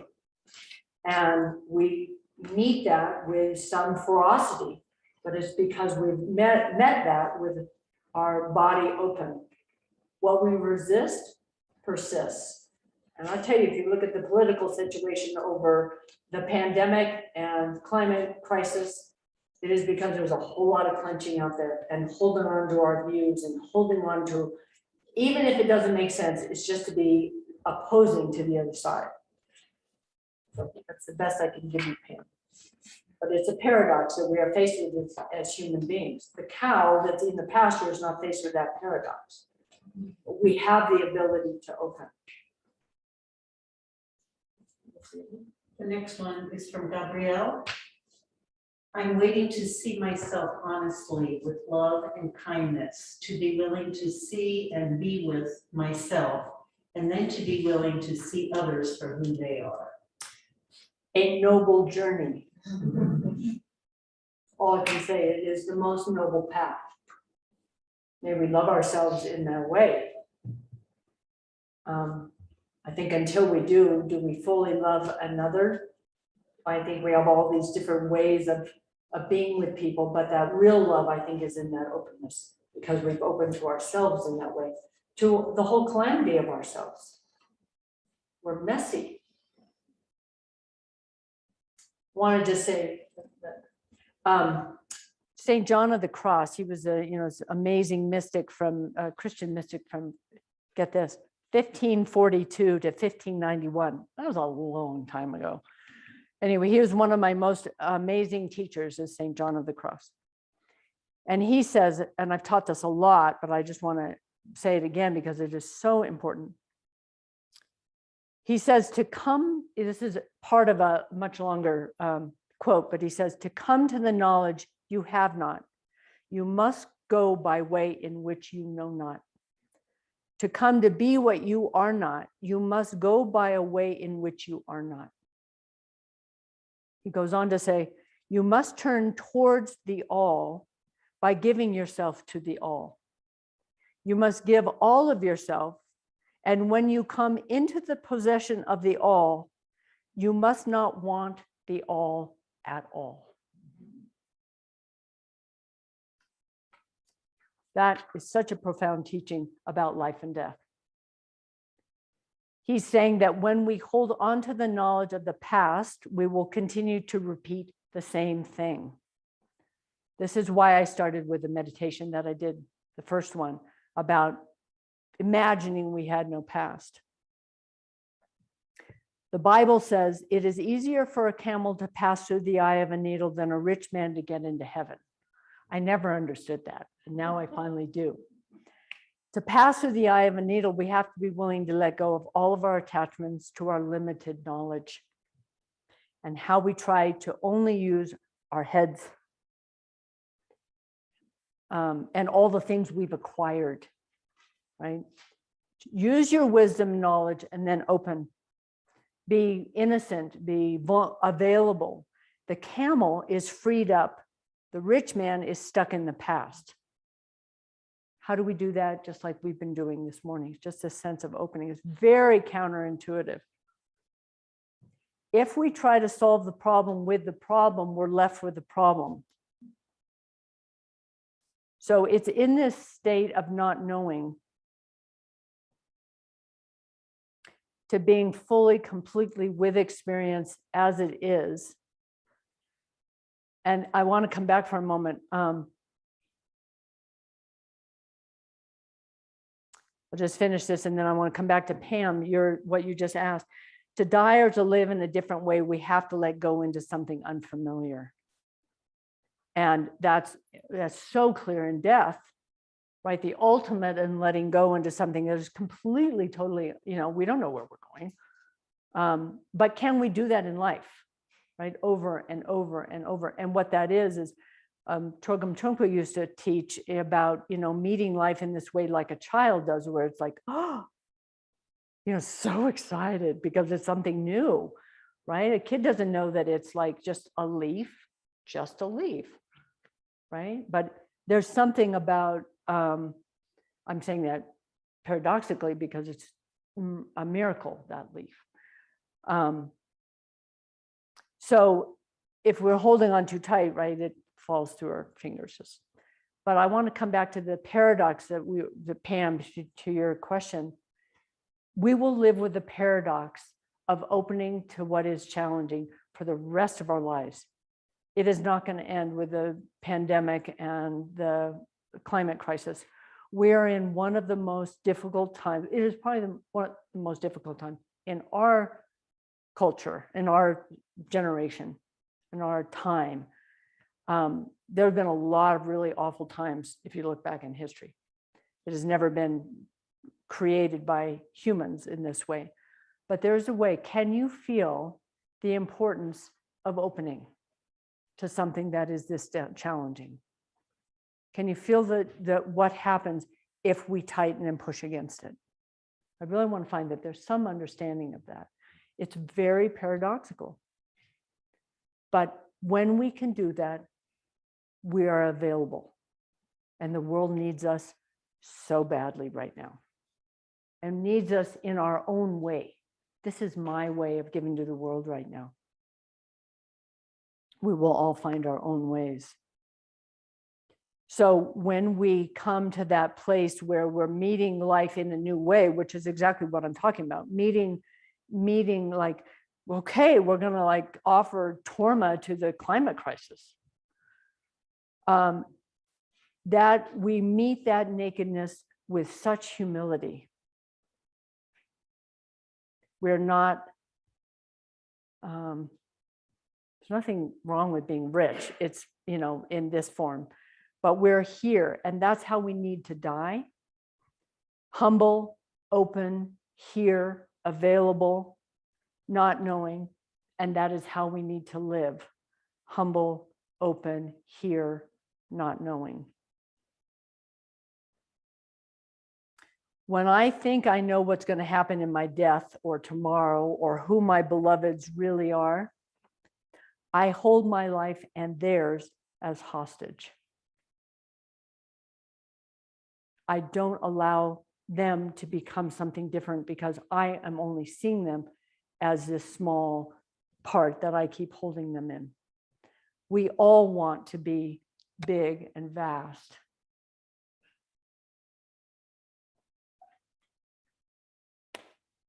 So when we're nearing our death, whether it's now or when we've been told we only have, relatively small time, there is a tendency to hang on, to compare the life I had, to not let it, run through our hands, to control it somehow. And so I want to just say, practice the letting go now. Because the tendency to want to hang on when you're nearing death will be really, really, really strong. So I'm going to open it up. I want to open it up to just general questions for a bit, and then I'm going to all come and bring it back to an ending. And I want to find out, where are you right now? What are your questions or thoughts that are coming up about any of this?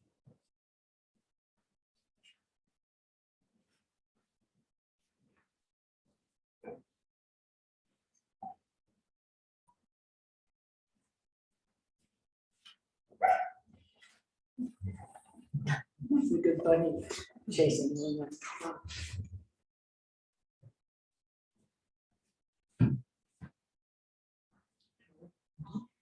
Give some advice on how to practice letting go.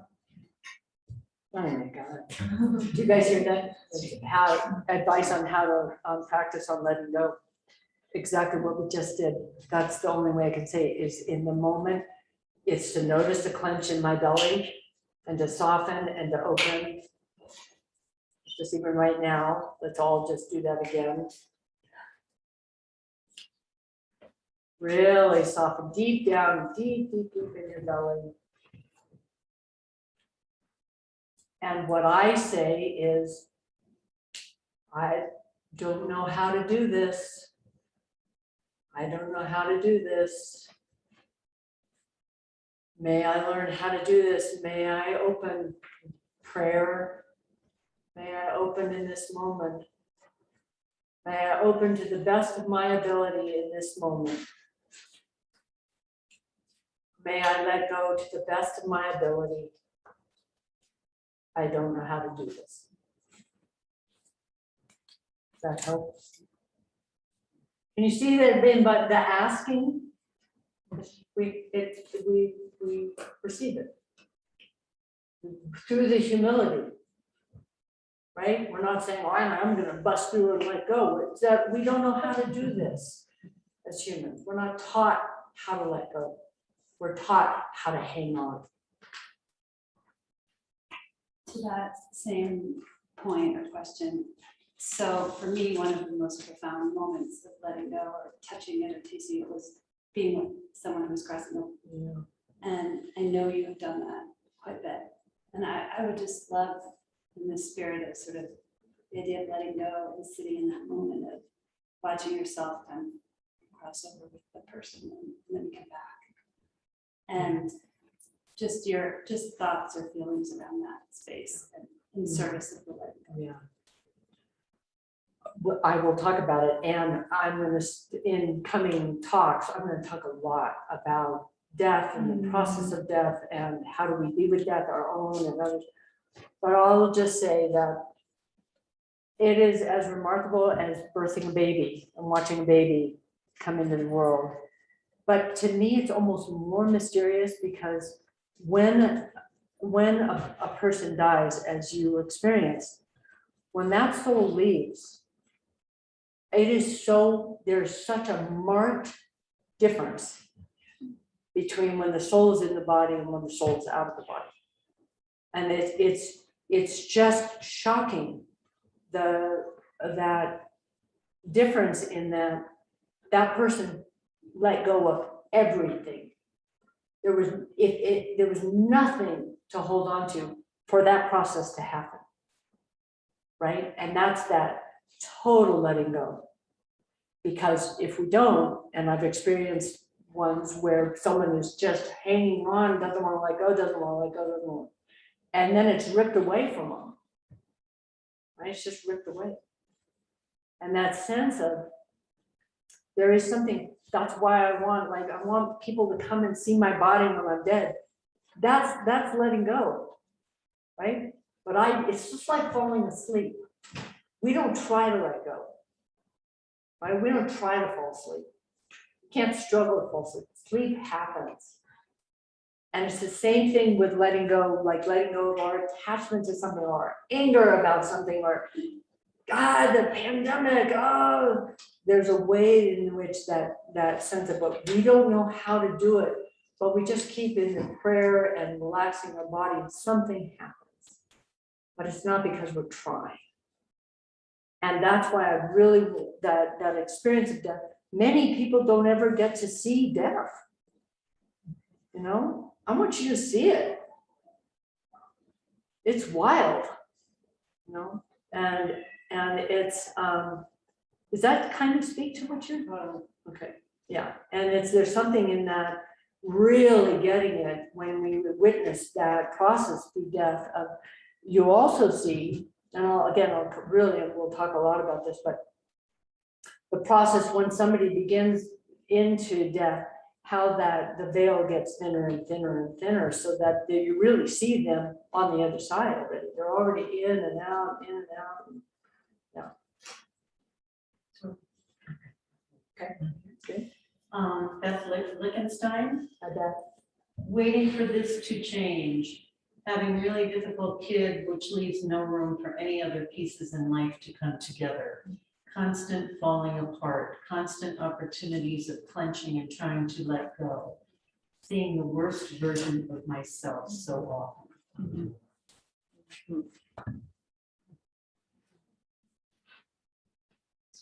I love you. That's all I can say. Welcome to reality. I think Roz and John may be watching this, and I want to just tell him, I'm sorry if I get this wrong, but I have a story about John. I hope it's okay if I share this, but John and Roz came to, what's he saying? He's just, okay. Comes to Boulder following Chogam Trungpa to Boulder, and comes here and is standing, I guess, something like this. Forgive me if I'm wrong, standing in front of a parked car, and the car in front loses its brakes and pins him and crushes him. And he goes into the hospital, and Chogam Trungpa comes to visit and walks in the room and says, "Welcome to Boulder." And that's what I want to say, Beth, welcome to life. Bless your heart. It is really hard, and this round is hard. Open, open, open, pray. And there's something about don't resist it. Don't resist your life. This is your life. And when I say this is your karma, I don't mean it like we deserve it. I say it's our karma because it's what's happening. Causes and conditions came along in all the choices that we made and did not make that brought us to where our lives are. Trust your karma and take care of your karma. Chogam Trungpa used to say, if all you do is just take care of your karma, right? Which means take care of your life. This is your life. This is your partner. These are your kids. This is your job. Take care of your life. Don't resist your life, right? You're here because of all these causes and conditions that came along.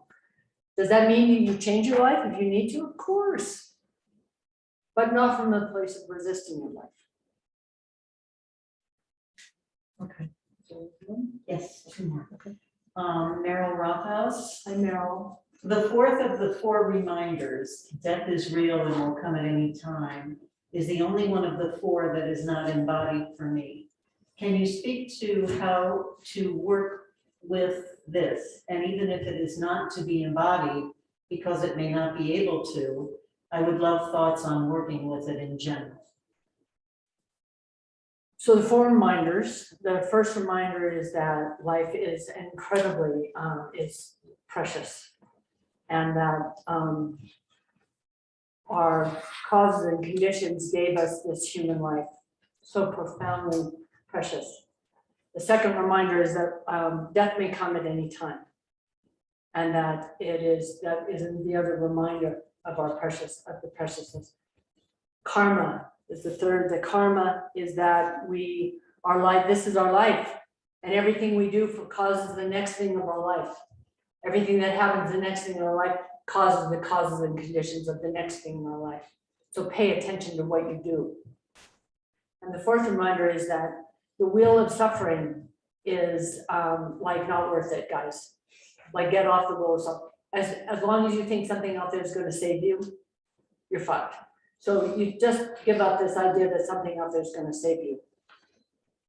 And this is a super big reminder. That's the will of suffering, is the sense of we keep doing the same damn thing over and over and over, hoping that something's going to take us off the will of suffering. And it doesn't. So we keep doing the same thing. Get off the will of suffering because there's nothing out there that's going to save you. Meryl, about that death will come, and we don't know when death will come. God, it's the whole thing about living our life in the state of the not knowing and a state of wonder, in that we don't know. And we can't prepare for death. Here I am giving this whole thing on preparing for death, and we can't. Evolutionarily, I don't think we can prepare for death, because there's some part of our psyche that if we actually knew we were going to die, we'd blow up. So we do it as best we can, right? We prepare for death as best we can. We hold it lightly. We know that there will be a day when we will die. And so it's to find the sacredness in life, as you do, Meryl, like find the sacredness in life. Remember to be kind. It's such a big thing. Remember that your karma is affecting everything you do. What you do right now is affecting the next thing you do. So it's to do the best we can at remembering. And this is why I have to say it's really a gift when you're being given the actual diagnosis. Watch, I'll be around for like 40 years.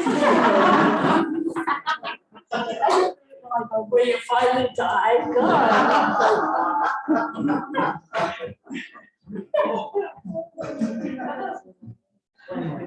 This is from Lauren Ucker. I don't know. I would love to know what it means for Tori to be tracked peripherally rather than directly. And in what way her experience has shown her that this is helpful. No, that's a great question.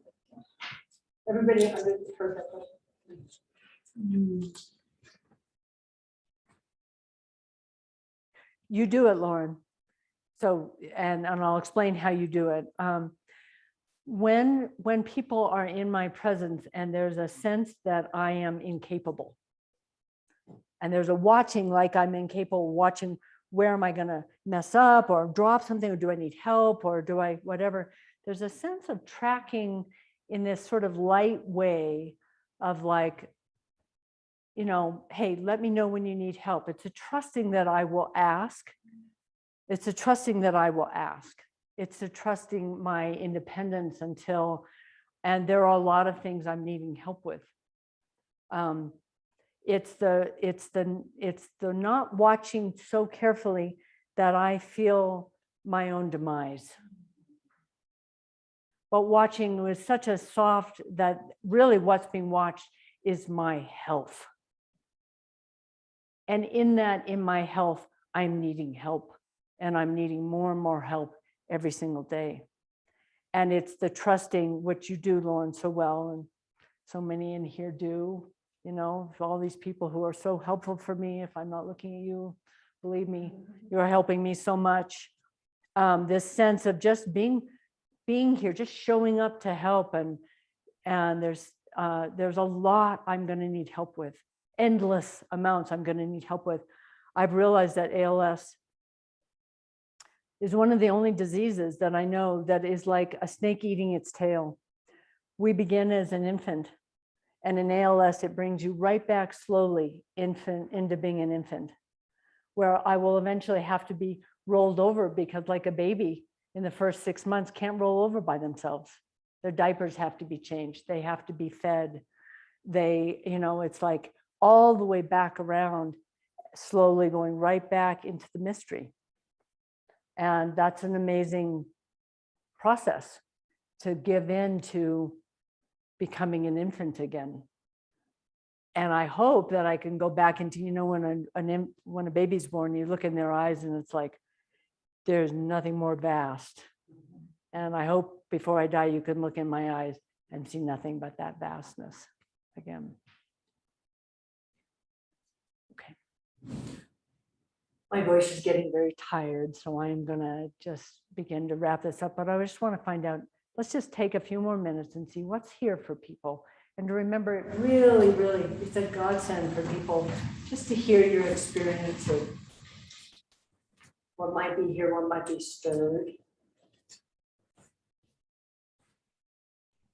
I just feel really grateful and tender for this, and for your generosity, and also to be here with dear friends and our mothers, and that feels like a real gift. So thank you. Oh, you're so welcome. It's so good to have you and the mothers. So much love for you, Tori. Oh, Lord. And Thank so you. much appreciation for this gift that you're giving all of us. Sharing the journey.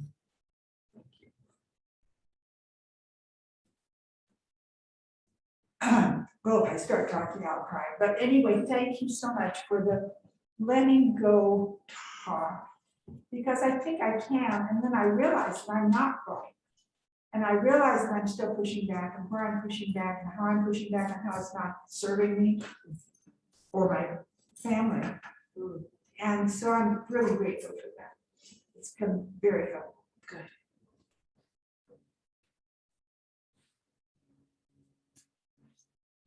Well, I just, yeah, I just want to offer my help if it's ever needed. Very well prepared. Thank you. Thank you. Want to come stack wood? I'll have a work day, I'll let you all know. Thank you. Yeah. Yeah, there will be so much help needed down the road, so thank you. I just wanted to thank Lauren for that question and also you for the tracking peripherally. I mean, that goes right to my way of tracking you and that I'm working with that and tracking my mom. And I feel like I'm a much more direct than peripheral tracker. And you just feel like you and Lauren just explained something to me that's very helpful. So, Yeah. thank you. And it's hard. Yeah, and also just to say that there are times when I so appreciate just your directness about, and I'm learning how to accept help because it's hard and it takes my independence away. But it's also super important for me to be accepting help. And I'm aware that it's a big deal for me to say, I can feel how this feelings come up around my own needing a companion to live with me. Because I love living alone and I also love living with somebody, but finding that balance of somebody who can actually come in and I'm in this very awkward time of that. I can't stack wood anymore. I can't pick them up. I can't hold my balance. I have cut my wood and split my wood since I was 17 years old. And I just need people to come in. David and Elise and Catherine and everybody helped me so much yesterday,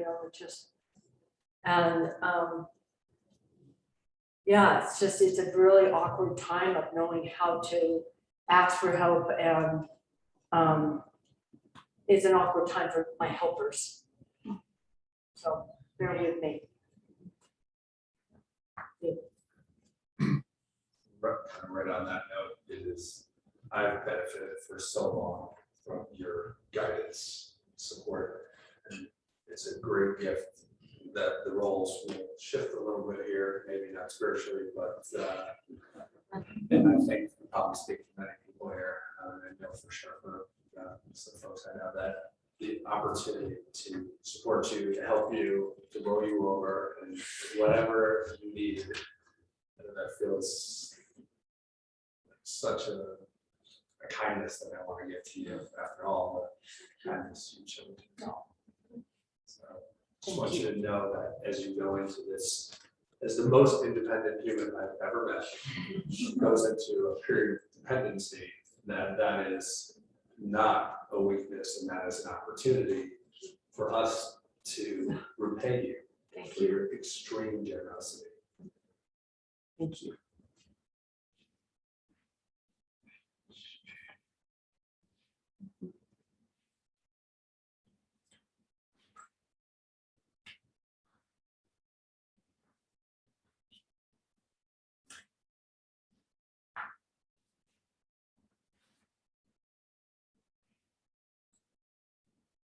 So I'm just gonna end this, and Dee, if you could set it up, because we'll end with that same piece of music to 20. That would be great. So I ask again, are you ready to die? And what are you waiting for? One thing that I would like to ask everybody to do is your 5 wishes, which is a document that is online that you can order, that is in preparation for death and what you want at your death. Everybody should have this because you don't know if you're going to have something that happens tomorrow. So I would really suggest that you and your family do order it online. It's called the 5 Wishes. I want to remind everybody that we must forget. We must have the mess. We must have the challenge. The most important thing is, how do you relate to it when you forget? Ease, relaxation, kindness, coming back with so much kindness and tenderness every time, 1,000,000 times in a day. Explore what love is for you, because everybody's experience of love will evolve and change. Find out what love is for you. Remember that you cannot fix people. You can only love them and be kind to them. They do not need fixing. They need kindness.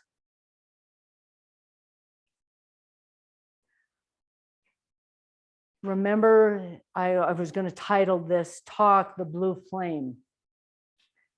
In the center of every flame, it's blue. It's not white or yellow. Go and rest in the blue flame, in that quiet openness. Orient to the quiet. Don't orient to the noise. Philip Simons, a quote by Philip Simons, he says, "Let us pray then that we do not shun the struggle. May we attend with mindfulness, generosity, and compassion to all that is broken in our lives. May we live fully in each flawed and too human moment and thereby gain the victory."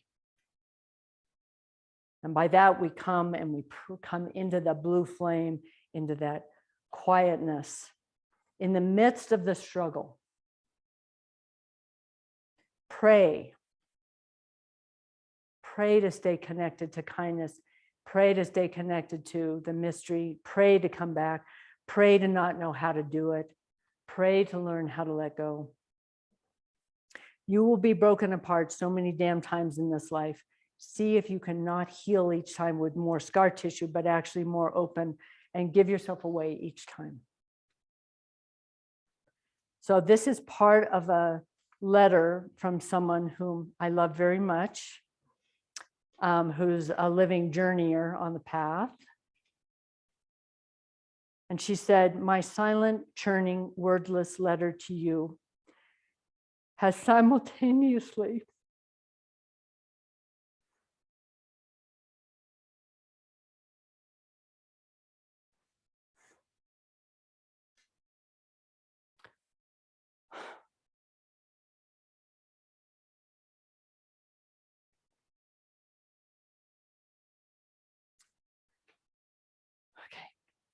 my silent, churning, wordless letter to you," about as far as I can get, apparently, "has simultaneously been a conversation with myself about death, about what I'm doing here, what it will take to lay down my fear and allow it to be, what it would look like to take the plunge. It's a conversation your journey and your teachings have inspired. It also feels like a calling out. If you, Tori, are being called to the knife's edge to look straight into your mortality, and you're doing it with all of your integrity and courage and soul, then who am I not to do the same? Partly in solidarity, partly out of our shared humanity. Your approach to your ALS diagnosis, consistent with your humanity, has been a blazing reminder of how I want to live my whole life.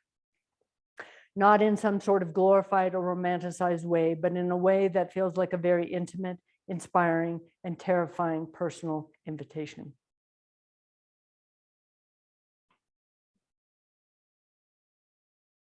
So we practice dying every day.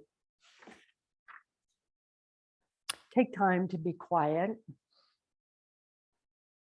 Indeed, we can play that.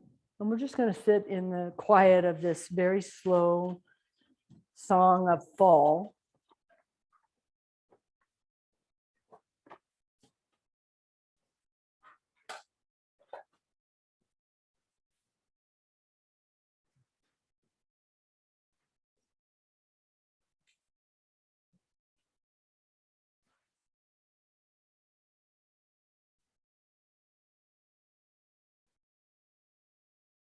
And then there's a donkey.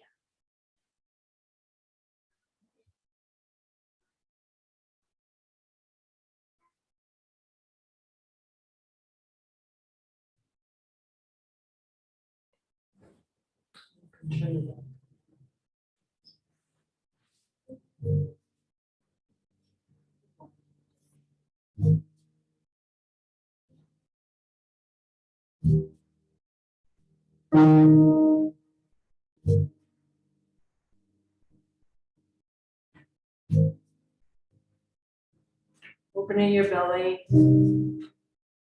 just letting your heart beat.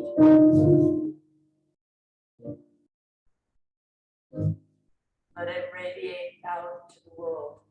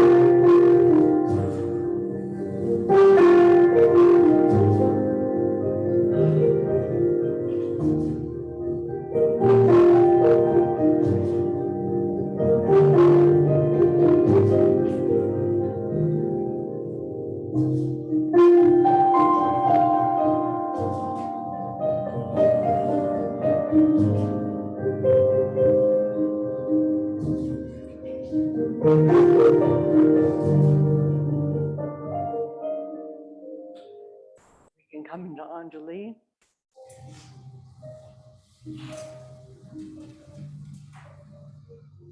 So we dedicate this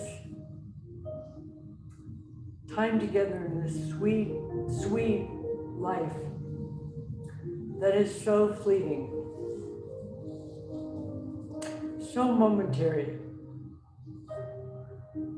just like the fall. It comes in and we want to hang on to it because it's so beautiful, and we have to let it go into winter. We dedicate our not knowing and our openness and vulnerability and our love for one another and for this sweet earth and all its beings, in all its trials and tribulations. May all of our life and our learning and our growing be of great benefit to all beings that we are so intimate and so inseparably connected to. I just love you all so much.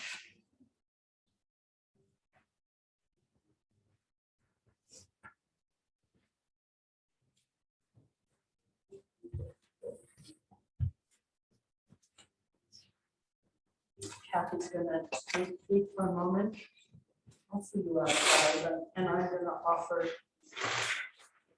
the form.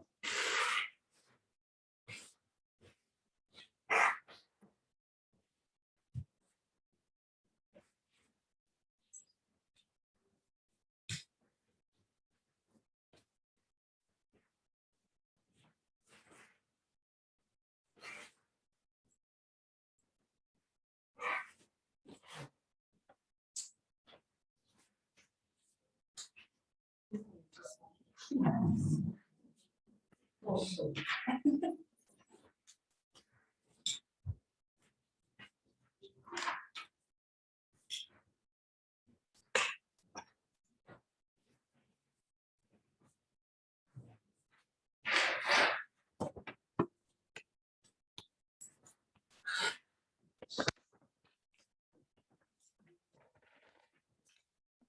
Again, I just want to say something about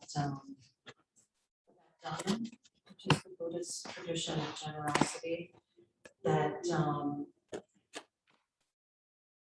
we ask each and every one of you for, if you are able to give as you are able, but more importantly, to give with a sense of generosity, whatever that is. Something that is sustainable for you and also helps to sustain Tori so that she can continue doing what she's doing, which I think most of us are pretty hungry for.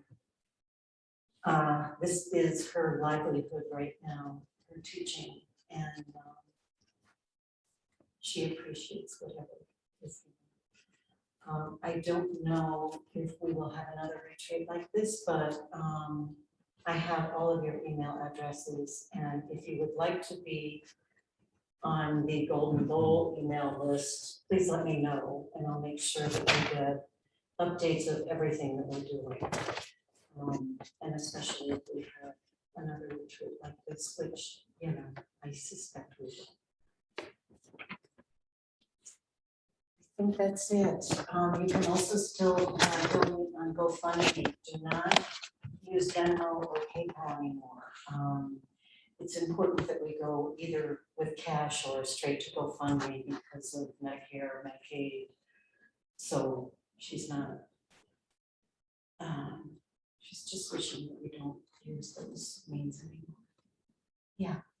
Well, birthdays you advertise or Yes. no actual or how would I can just put in there now, that's not sure. I mean, it's usually a smaller group that gets the emails about work days, but I can make sure you're on. Yeah. Any other questions? Thanks for coming. Thank you for